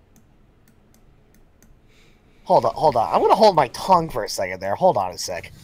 Because it's like... No. Hold on. Technically, it's like the big main Chow Garden thing that we had was a Sonic Adventure 2. That was like in 2000, 2001. Maybe. Damn, I'm trying to recall if there were any... Okay. I'm trying to remember exactly when the Sonic Advance games came out. Because I remembered around the time when Sonic Adventure 2 was like ported to the GameCube, there was that feature where you can connect Sonic Advance to Sonic Adventure 2. But now it's like I'm trying to remember, did Sonic Advance come out like sometime after or like around the same time as Sonic Adventure 2? I don't remember. I can't remember. But even then, it's like, okay, I'll just assume around that time, like the year 2000, 2001, that was like the last time we ever saw, anything Chow Garden related. So I was like, yeah, it's been nearly 2 decades. Come on, Sonic Team of Sega, where the hell have you been with that shit?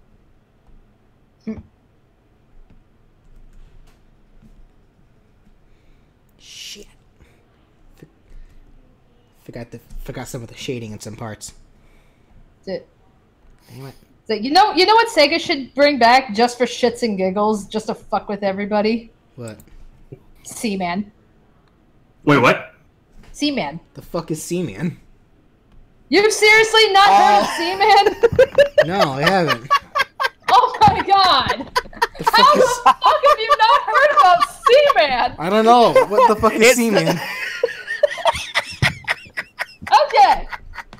So basically, Seaman is literally, it's a game where it's basically a pet simulator. Like, you're literally taking care of, like, a fish with a human head, and it talks to you, like, very sarcastically and everything. Like, it's it's being, like, a shithead. And, yeah, it's all about, like, raising the Seaman. But, it came out on, like, the Dreamcast, and the big gimmick behind it was there was, like, a controller that had a microphone. So, I mean, you could literally talk to Seaman. And he'll, like, talk to you back, and, like, half the time he's, like, being, like, a smartass and everything. That's where it's like, man, if there's a time where we really could for a good laugh and just to fuck with people and everything, it's like, Sega, bring back Seaman. Oh yeah, that's right. Oh yeah, that's right. Yeah, the angry video game nerd did make an episode on that, didn't he? Yeah, that's right. It's a funny episode too. Yeah, I remember running into that a while back. It's like, God, yeah, that's one bizarre ass game. Yeah. Oh, that's the trick BJ was talking about. Yeah. There we go. Okay. It's like, oh god damn it. What the fuck is Seaman? Well, it's that thing where you okay, fuck it.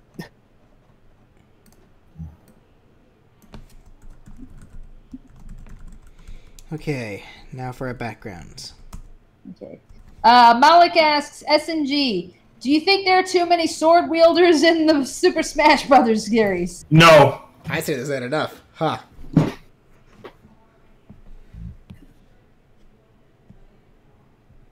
was like, I'm trying to think, didn't we, like, bring this up, like, in, like, Smash chats? I'm sure we did. Yeah, where, like, where people were bitching about the sword wielders, but then, like, I think, like, you counted them and everything, and you're like, in the grand scheme of things, there's really not a lot of sword wielders. There really aren't. Just like how people were complaining about how there are too many Fire Emblem reps, and yet we got more Pokemon reps than Fire Emblem now. Look, that reminds me. It's like, listen, the same people. Listen, it's more than likely that the very people that were complaining about there are so many sword wielder characters in Smash Brothers were more than likely the same people who are like, okay, where the fuck is Ganondorf's sword? They made Ganondorf a sword fighter now. No, it's just like I said before. It's like the people that complain about there being too many sword wielders are the same people that wanted to give Ganondorf a sword. So it's like, yeah. Guess what? A lot of characters in Nintendo happen to have swords. It's not that big a deal. All things considering, why aren't more people complaining about the fisticuff characters? There are too many characters that fight with their bare hands. That's the real thing to complain about. Not to mention, there are way too many people who are complaining at the fact that that Smash Ultimate is just another port. Yet it's the same people who wanted Melee HD.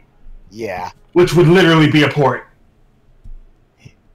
Even though Sakurai and the crew already stated Smash Ultimate is an entirely new game, they're complaining it's a port, but they want Melee HD. Yeah, it's like Super Smash Brothers Ultimate. Look, it's a brand new game that's already been established. Everybody is here, so regardless if there are like too many sword fighters, that shouldn't really matter because everybody is here. So that's completely irrelevant. I said this in my and also Melee HD. Remember, if memory serves, like the kind of movements as such that you expect to see from Melee, in a way, have been brought into Smash Brothers Ultimate. Yeah, they have. So yeah, Super Smash Bros. Ultimate in itself, in a way, not exactly like a Melee HD, but it's like, you know what? Screw it, close enough. I said this in my reaction video to Smash Ultimate. People literally do not have the right to complain ever again. Sakurai is giving us everything that everyone's ever wanted, and then some. No one has any right to complain ever again. Yeah, Sakurai's giving us everything, including new characters like freaking Ridley. Yeah, and more obviously because we should be getting another Nintendo Direct soon. Really? How soon? Hold up. How soon are we talking here? Do you know? I mean, before Smash comes out. Oh, actually, Russell, people are speculating that we may get another character tomorrow because of Evo. Tomorrow? Because of what now? Evo? Evo. Oh, Evo, you're right! I forgot Evo was this week! Fuck! Ellie, cancel all of my streaming appointments! I'm going to Evo! No. Actually, one of our mods is actually at Evo right now, so... Huh. Really? Yeah. But, no, I'm not kidding. No.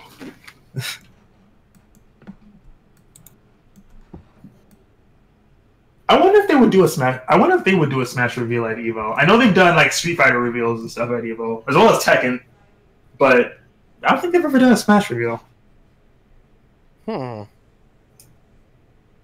no, I say we're potentially going to be getting another Nintendo Direct soon, if at any point before Smash Bros. Or Smash Ultimate comes out, because I mean, me and Ellie kind of said the same thing with during the E3.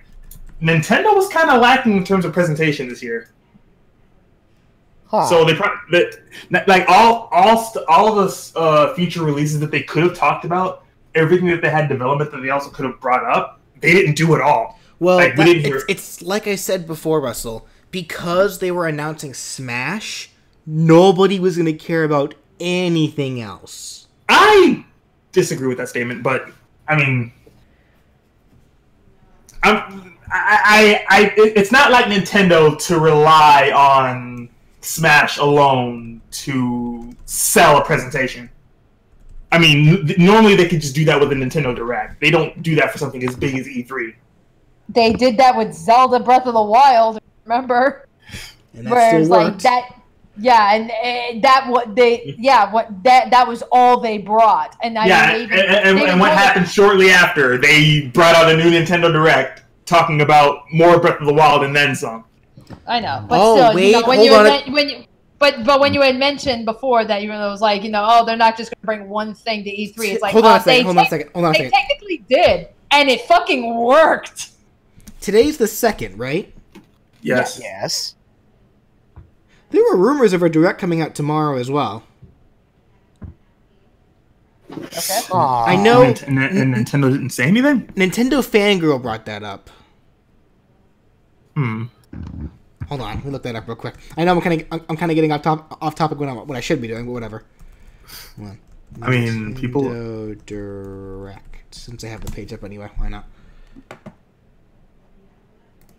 That reminds me, it's funny how for me Bowser Jr. is not bad at all, and Mario Tennis Aces, yet they still nerfed him.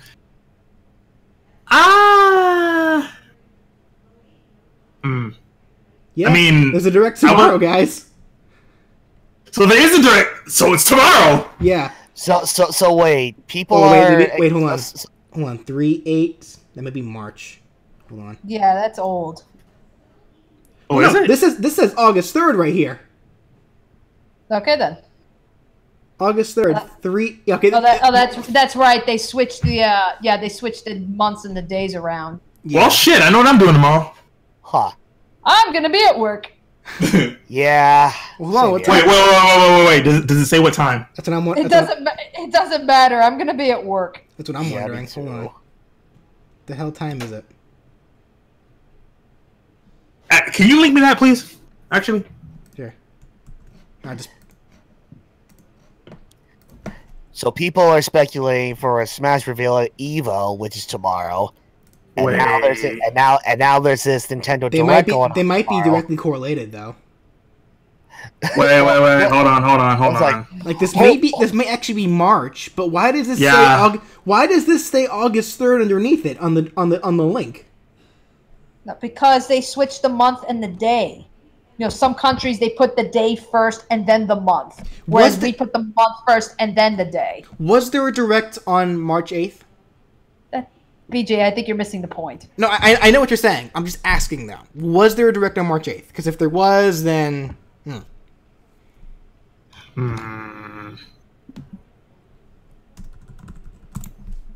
Confirming. Yeah, list of Nintendo Direct presentations. Hold on. I'm looking too. Okay, Solar Fenrir says it's the one in March. So yeah, it's old.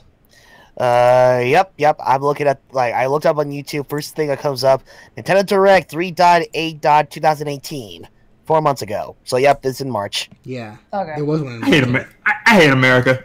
Yeah. So, the same Direct that everybody did reaction on when they did like, I have it on screen. People. Why does that say August 3rd? I'm looking at it.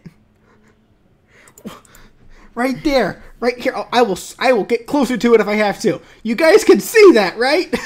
Why does it say that? That's tomorrow. What the fuck?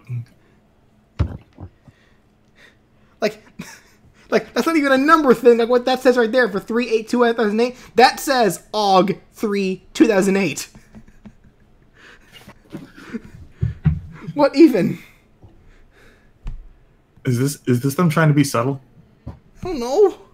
I don't know. Oh, okay, so I still stand by my statement that we're probably getting a new Direct before Smash Ultimate comes out. Oh yeah. So whether or not how soon that is remains to be seen, but you know. Yeah. And yeah, it's like Danny. Yeah, you know what? I don't think they're switching the numbers either. Because like, look, I'm looking at the older directs. Yeah, 3/8/2018, 1/11/2018, 11/7/2017. Yeah, they're not switching the date. They're not switching the numbers. Okay. Smash That's so confusing. Why does it say August 3rd? Well, no, I say. Yeah, that is weird. I say Nintendo Direct as a whole because they still need to talk about the new Yoshi title. They still need to talk about Metroid Prime 4.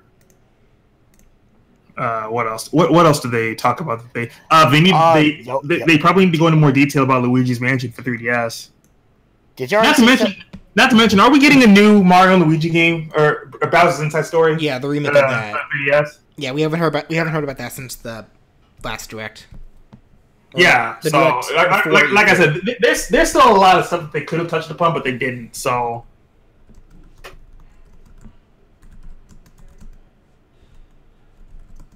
Yeah, when my itch for Castlevania came back, like I did not regret it. Like I was like, I really want to play Castlevania again. It's like I picked up Symphony of the Night at one point. I went to eBay and bought a copy of Portrait of Ruin, which is probably my favorite Castlevania game so far. I am trying to find the Castlevania is legit. I'm like trying to find a good reference to use as a background for Little Nightmares, but I can't find any good ones. Actually, if they actually do bring in Simon Belmont, I wonder what iteration they're going to go with. I mean, they're probably going to go with Super Castlevania 4, Simon. But I'm probably the only one thinking this, but I would love to see them bring in Simon Belmont from Castlevania Judgment.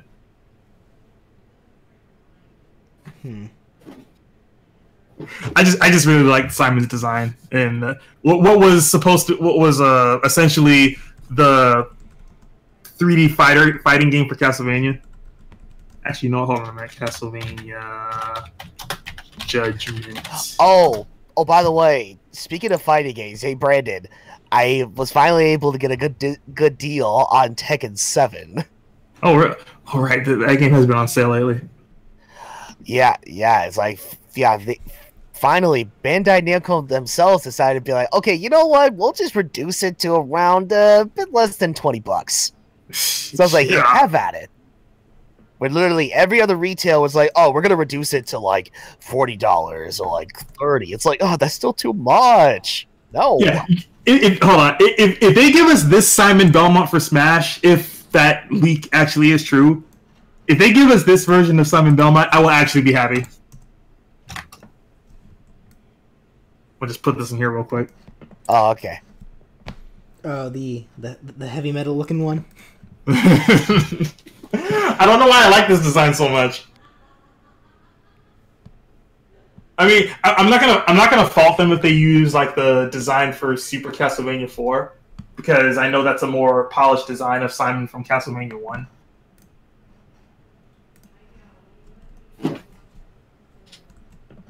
Actually, if they made this an alternate costume, like that'd be cool too.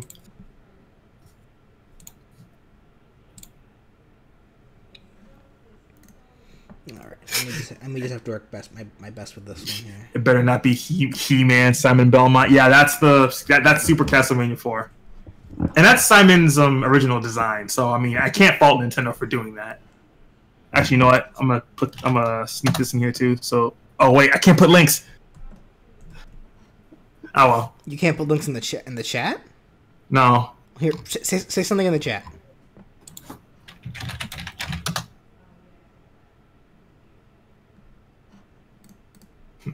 Oh, well, there's something. There, now you can. Oh, I have a wrench. Wait. What? Wait, hold on. You weren't a moderator for the chat all this time? Wait. I can understand why. So. Oh. Oh my goodness.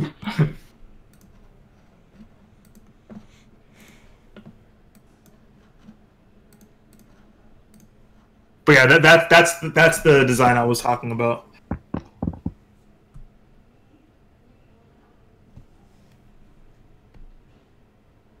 Ah, right. Okay. Yeah. Smash Run for Ultimate. I mean, yeah. I just think Nintendo needs to stop.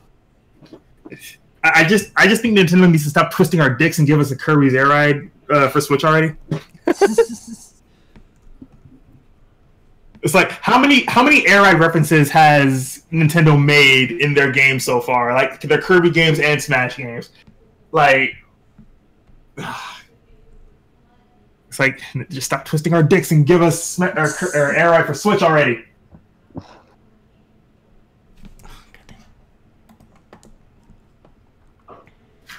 Anyway.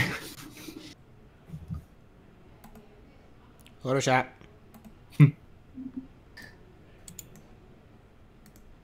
Photoshop. Uh-oh. Hold on. Yeah, City Trial remix for Smash Ultimate 2. Like, what's going on, Nintendo? But enough about my petty wants. How are you people in the chat doing tonight? Doing good. So everybody's just kind of been asking questions, and then we've had several tangents. Like our big Ruby tangent. Yeah. Or my Octopath tangent. I need to get back to Octopath. You know the one I'm talking about, though, right, Russell? Yeah, dude. Yeah. I'm pretty sure we talked about it. Yeah. Yeah. I'm getting sick of all these situations happening where where they're treating it like the characters by themselves when they're fucking not. Yeah. Yeah. Mm-hmm. You are not going to convince me. This is the third time I'm saying this. I don't care. I'm going to say it for Russell's sake. You are not going to convince me that one person can cold cock 8 people, 5 of which are trained killers. Hell no.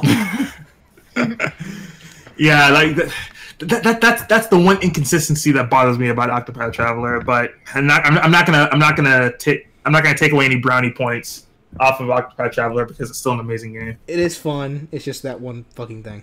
How far are you in it? It's that one major inconsistency. Yeah. How far are you in the game, by the way? Oh God, I think I'm still in. I forgot the name of the place. I'm still in the forest. So you still haven't gotten all the characters yet?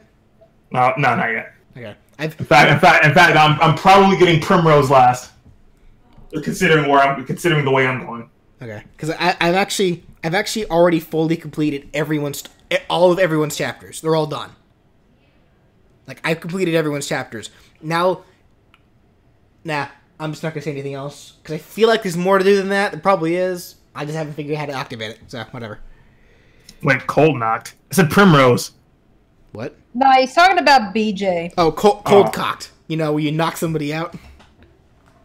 Oh, Cold cocked. Yeah, you ever seen a person get cold cocked? I think I have. Yeah. Oh, yeah. Quite a bit, actually. Yes. Back in my days when I used to watch UFC. Oh, that. Back in my days. I was about to say, what work environment were you in when you witnessed this on the daily? Back in my day, he does work in a grocery store. I'm sure he's seen his fair share of frozen cocks. Yeah, back in my day, back in my day where I used to cold cock people. I'm leaving. Yeah, no, but Danny, you're not exactly wrong. I'm so upset. Anyway, why are you upset? You're the one that you're the. I hate everything. You are the one that keeps bringing it up. You're the one that doesn't have a fucking stutter. Oh. Wait, doesn't have a what? A stutter. Oh. What? Oh no! I'm sorry, BJ. I was trying to see if I could finish your sentence for you. I was just trying to be helpful. I was just trying to be a friend. The things I do for love. All right. So I'm gonna put this in the dirt right now. I have been slacking on a certain Let's Play, and I'm finally gonna get a copy for the Switch so I can continue what I started. It's like, I feel horrible about it. People have every single reason to give me flack for it. Well, People, okay. people also been asking where your Metopia Let's Play went. Well, there's actually a reason for that. Is there though? Is there? Yeah, there is actually. Because the way what I had done with certain characters and the way that we were progressing in the story was going to give spoilers, so I held off on that until we actually completed that Let's Play, or at least part of it anyway. Well, I remember we talked about this, like I think once or twice, like off stream and whatnot. But as far as I'm aware, it's like in regards to quote unquote spoiler territory, was it just nothing more than just character reveals? Yeah. Okay. Cause it's like I don't know. It's like considering like I assume based on what we're dealing with here. I think the spoilers aren't going to be that big of an issue anymore. See us out. They're not. Yeah, they're not. Well, yeah, they're not now. So I can finally say. Well, I can say that. Yeah, I still have the files. I have the files of the next few parts of Utopia ready to upload. I just hadn't uploaded them yet because I was avoiding spoilers for certain people who. Right. Yeah. So that's the reason Utopia was on hold. But now I can start uploading again.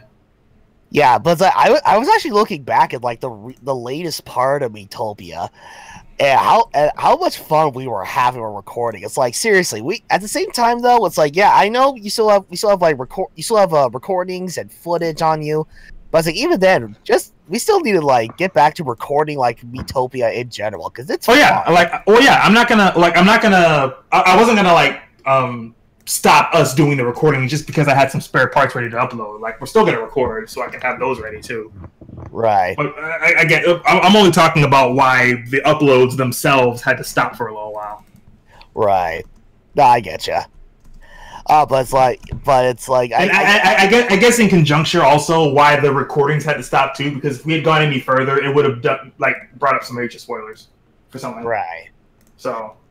Yeah, that reminds me actually, Danny. Did you ever figure out that issue with your that you were having with that one Let's Play? Cool. Yeah, it's like I was I was looking into it. It's like I haven't actually tried exporting it again, but I was looking into it, like playing around with the settings. Okay. Yeah, stick with 720p. 60 frames per second if you're able to, but if you can, 30 frames per second is fine. Wait, I don't think Danny's. Wait, what Elgato do you have again, Danny? Wait, what? What Elgato device do you have? No. It's not an Elgato problem. It's the It's a rendering problem. Oh yeah. Okay. Yeah, it's like, for whatever reason, specifically with this one, like, when I render out my parts for Legend of Dragoon, or I'm rendering out stuff for the Vento Rail Mon, no problem. But I go to render out part 1 of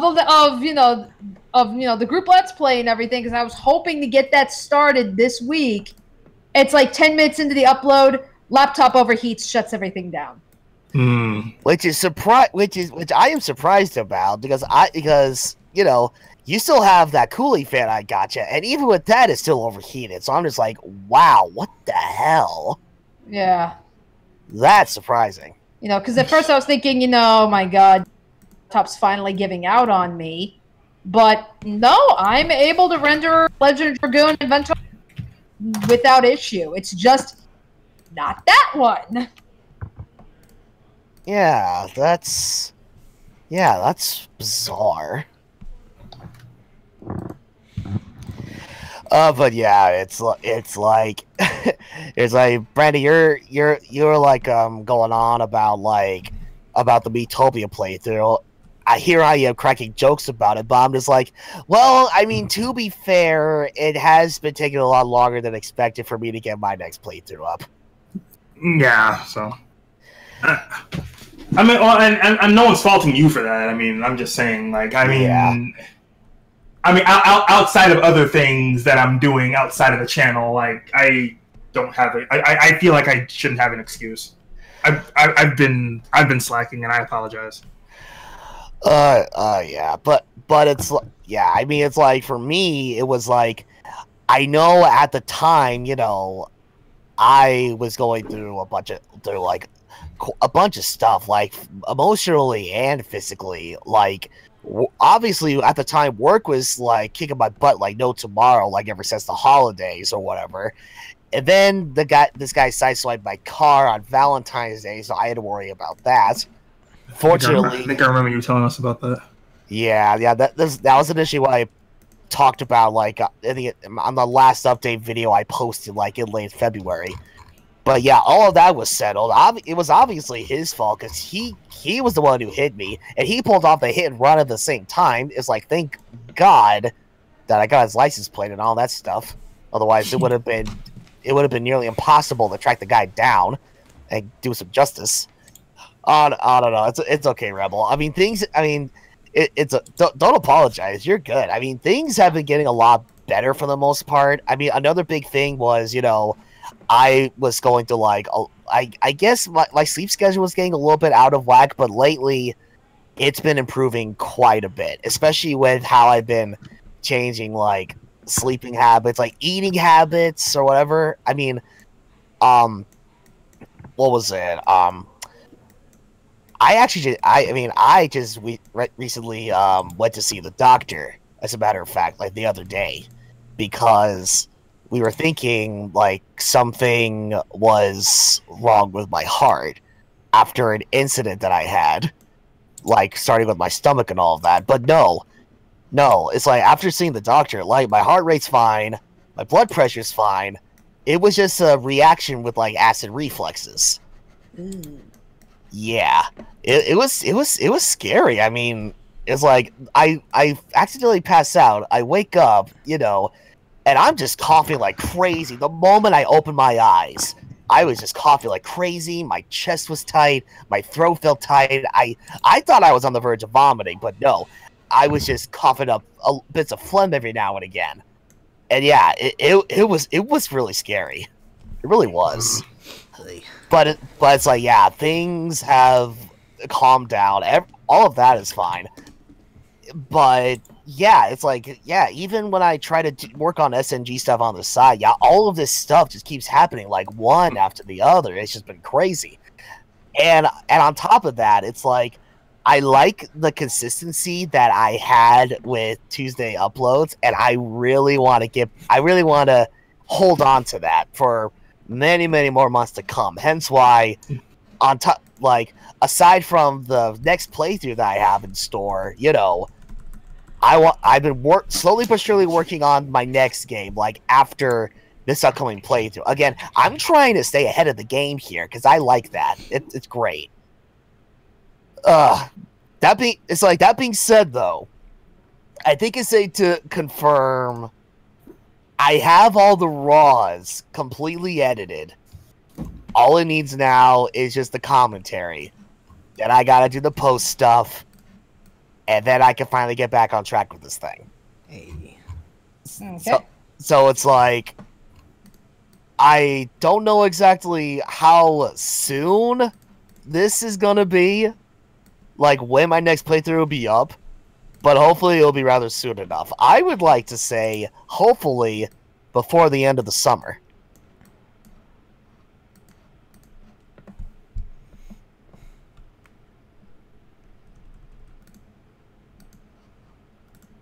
It feels a lot better.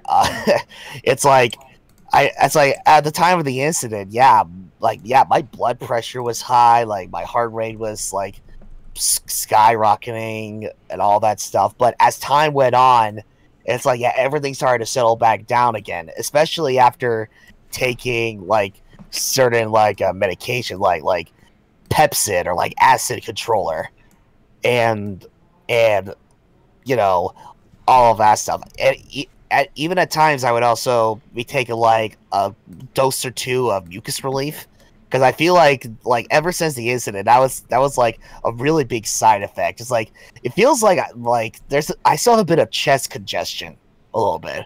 Nothing too serious, but still, it's like still kind of lingering a little bit, if you know what I mean. So yeah, but yeah, suffice it to say, you know, things have been getting a lot better. That's good. Huh. Danny, what do you think of this thumbnail so far? I'm definitely liking it. Oh yeah. Really like the glowing eyes in the background. Really fits the atmosphere. It's like, oh my god, all these people want to eat me. Like they want to nibble on my they want to nibble on my giblets. In what regard?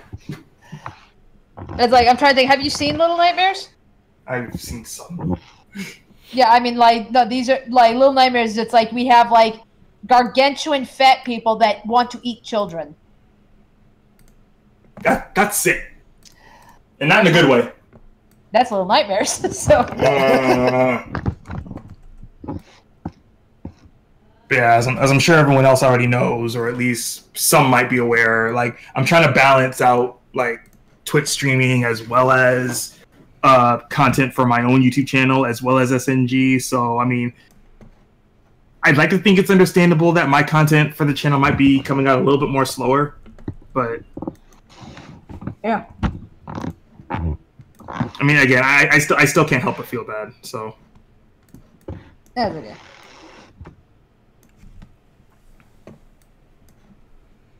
But I'm gonna try and do better. That's all I can do.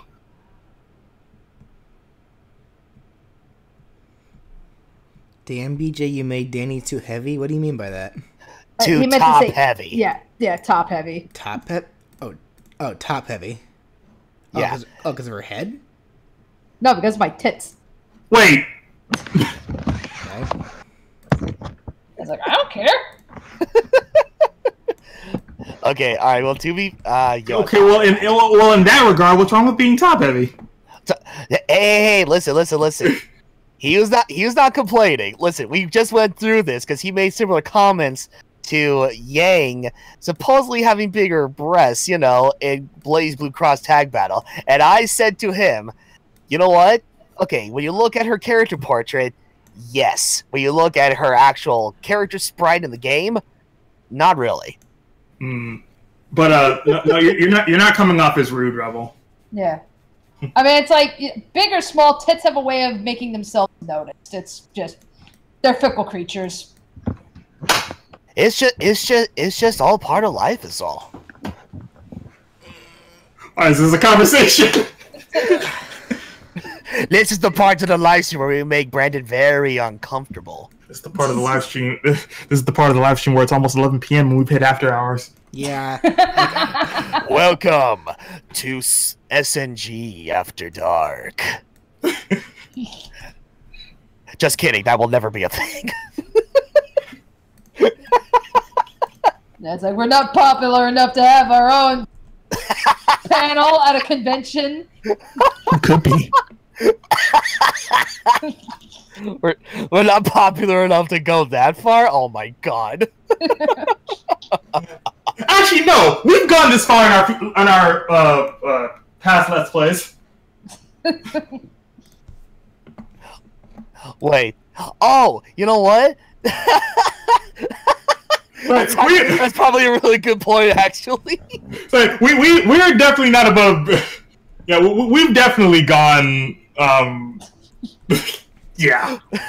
Remember that one part of the DuckTales Remastered playthrough where we went into a philosophical conversation about religion and duck mating? Oh, that's right. Oh my god, that was like the stupidest fucking thing I've ever heard that shows up. But it was great because it was so relevant to what was happening. It was about ducks, so there was that. I know, but it was still fucking hilarious. I'm just. Yeah, it's like I remember. It's like BJ explains this whole lecture and everything, and all I took along lines of like, if it wasn't for organized religion, my vagina would be a maze. That's right. Wait! Oh, okay. I must have missed that part. Are you talking about the lecture that I went and saw back with Lindsay and Jody back when I was in college? Yeah. Yes. Okay. And that was what I took away from the entire conversation. So I was like, okay, sure, why not? Yeah, you know, the funny thing about that whole thing was, it's like, unfortunately, Brandon was not part of that playthrough, but we just got his initial reaction to the whole thing if he was part of the playthrough. It's like, wait! No. BJ, Yo-Yo Master says, in Force, I did the Green Snake Sonic as a joke because I got reminded of that. I don't. Green Snake. Oh wait, are you talking about? I'm not even sure if you know who I'm talking about. One of Dayton's old fan characters. The whole reason why I made Erpain the Python. Wait. Yeah, I don't know if you may remember or not. The whole reason why I created Erpain the Python was because I was salty at Dayton for turning his personal Sonic OC into a snake, which was just Shadow with super spiky quills and a long tail. And I'm just sitting here like, snakes don't have arms and legs, so I made a snake with robotic arms. Well, yeah. Yeah, Dayton the Snake, I guess. And then there was like freaking, oh god, and then some joke came about where everybody associated his quote unquote OC with pills. Snivy isn't a snake, foolish tune. Snivy is a skink. A skink. Did you just call Snivy? Oh, skink, Russell. Skink. Oh.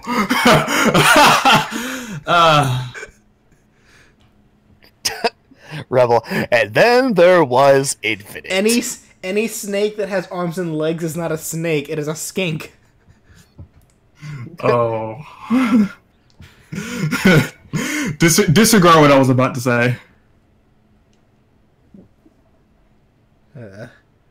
Anyway, we're pushing 10 p.m. on my side. I finished 2 thumbnails tonight. I think it's a good time to call it. Oh god damn it! Okay. So someone remind me to actually get a live stream of my own going on this channel relatively soon. That'd be good. Oh, okay, sure. Sorry. Oh, by the way, Brandon, remember to get a live stream going on this channel. Thank you. You're welcome. See, don't ask me to remind you. Don't ask me to remind you about anything because my mom asked me earlier to put the meatloaf in the oven and I completely forgot. Okay. So I mean, obviously outside of Twitch, I do want to try and do some live streaming on this channel as well. So don't be surprised if you guys potentially see me and Danny streaming Splatoon 2. That also reminds me, Russell. Since I currently have no means of being able to stream console games, since OBS has no drivers for Elgato on Mac anyway. I guess first quick question: do you know if XSplit can record console games on a Mac? On a Mac? Yeah. I need to double check. Yeah, we'll need to check that for XSplit because once I have a steady income coming in, I'm more than willing to invest into XSplit if it means I can actually stream some console games. That said, if I'm unable to, do you think once Smash Ultimate comes out, we can actually stream that day of on this channel? Depends on the time. Yeah, because you know Brandon's going to be streaming it on Twitch. That depends on the time. I mean, I'd like to. If not day one, then maybe the next day. Yeah, I guess we'll see. But I do suppose we'll need some time to unlock all the characters too, since either way. I mean, I don't care. I want my DDD, damn it, and my Daisy. Well, we don't know who we're getting. We don't know who we're getting right off the get go anyway. So yeah, we do. Sakurai said in the initial actual final reveal of the trailer, the starting roster is going to be the original starting 8 characters from 64. No. It said that the original roster could be the number of the original cast. It didn't say exactly who. I'm fairly certain it's just going to start off with the original 64 characters, Russell. It's not going to just pick 8 random characters and be like, okay, you can have these characters. Unlock. It might even be 8. It might just be 12. No, it's going to be 8.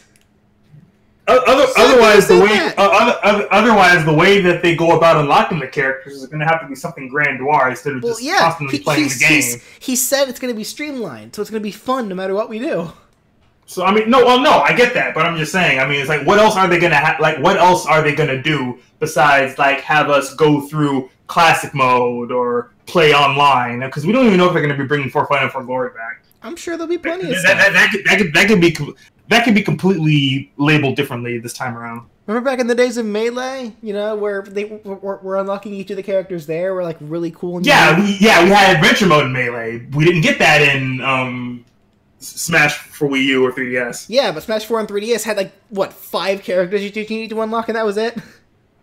Hell, even in Brawl it was cool. Because in Brawl there was 2 ways to unlock all the characters: either play the Subspace Emissary or just play it like you did Melee.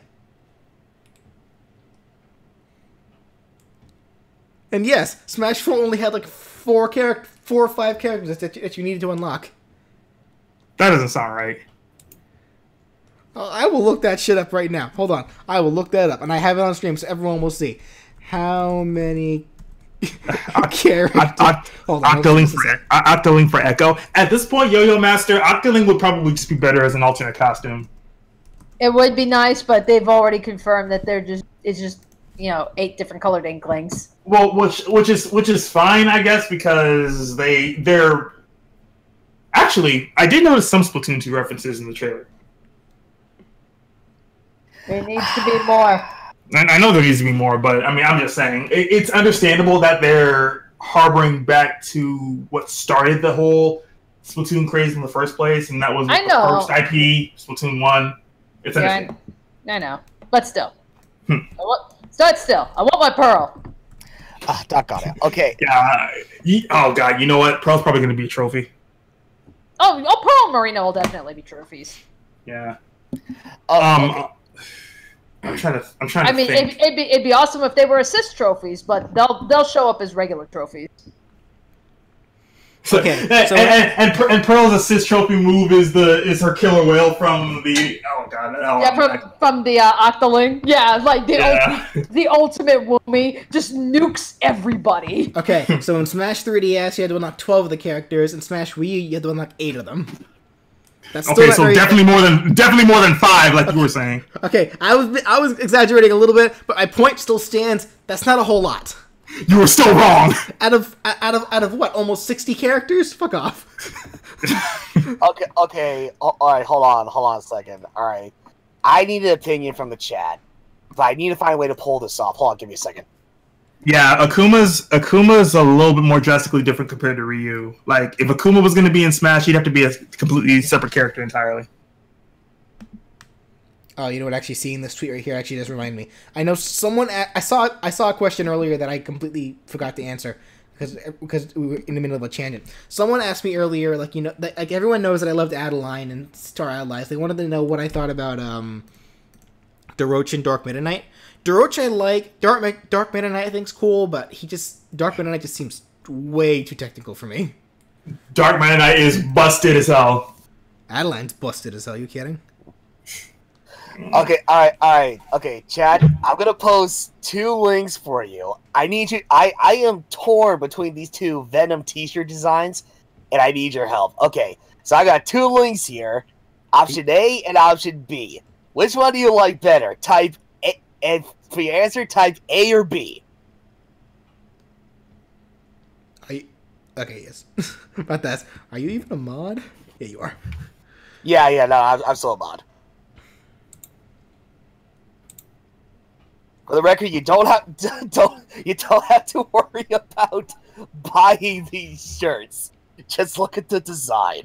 I still stand by the. I kind of still stand by the fact that Marks is like the most fun for me to play. I love Adeline, honestly. Like it's not even just because I was so excited to play as her. Like they did not disappoint me at all. She's so much fun to play. She really is. I mean, yeah, she is. I mean, I'm just saying, like, I still have a super soft spot for Marks, and he's just super fun for me in Star Allies.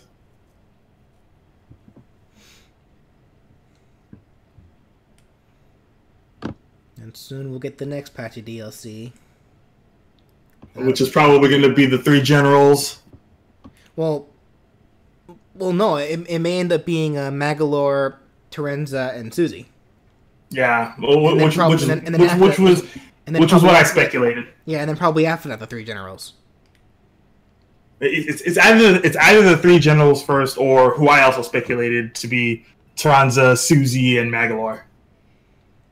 Makes you wonder how they'd play. Like, Magalore I could see being equivalent to, like, ESP.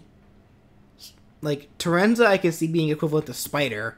And Susie I can see being equivalent to, like, Laser. She get to ride in her mech like how Adeline gets to ride on buses. No, all the DLC in Star Allies is free. It's effectively doing the same thing that Splatoon is doing.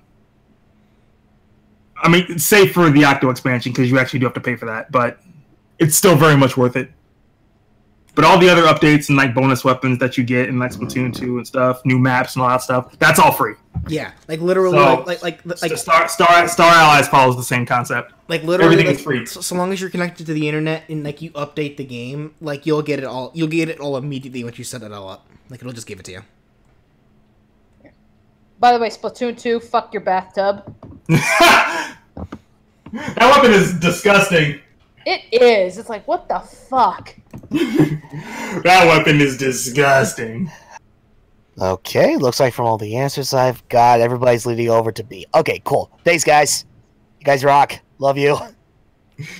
I mean, but I use the Nautilus 47 anyway, so... Well, I use the Neo Splushmatic.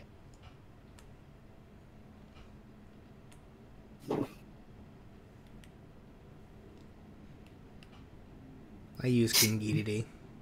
like a bathtub as a weapon. Next, they're gonna make a kitchen sink as a weapon in Splatoon 2. Oh, it's gonna happen. Like, please and thank you, Nintendo. Like at this rate. So, can we actually get ink swords? Ink swords. That's not a brush. I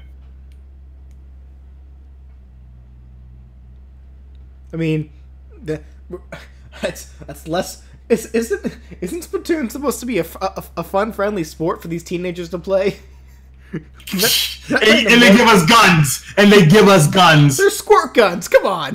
They're no different than okay, water they give guns. us toy swords! They're no different than water guns. They give us toy swords then! I've never heard of a water sword, come on. You could just... Yes, you have! It's in Star Allies! What? Not, I say just make a balloon animal, like, with water.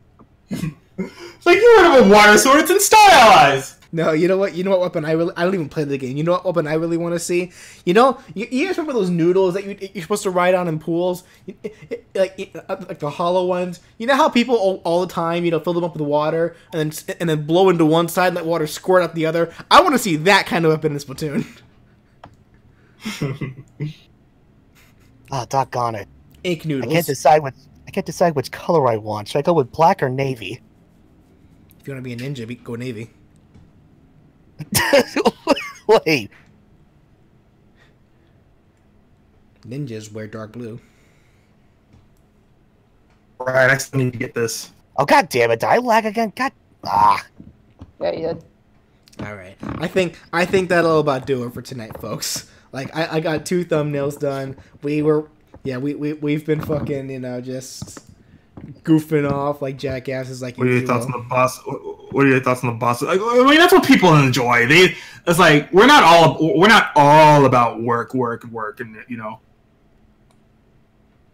It's like we got to be able to have fun with our audience. Speaking of which, what are your thoughts on the bosses in Star Allies? I can't help but feel like the Gym Bastion generals are too similar, and most of them are really easy. It's fine. I was okay with the bosses in Star Allies. Yeah.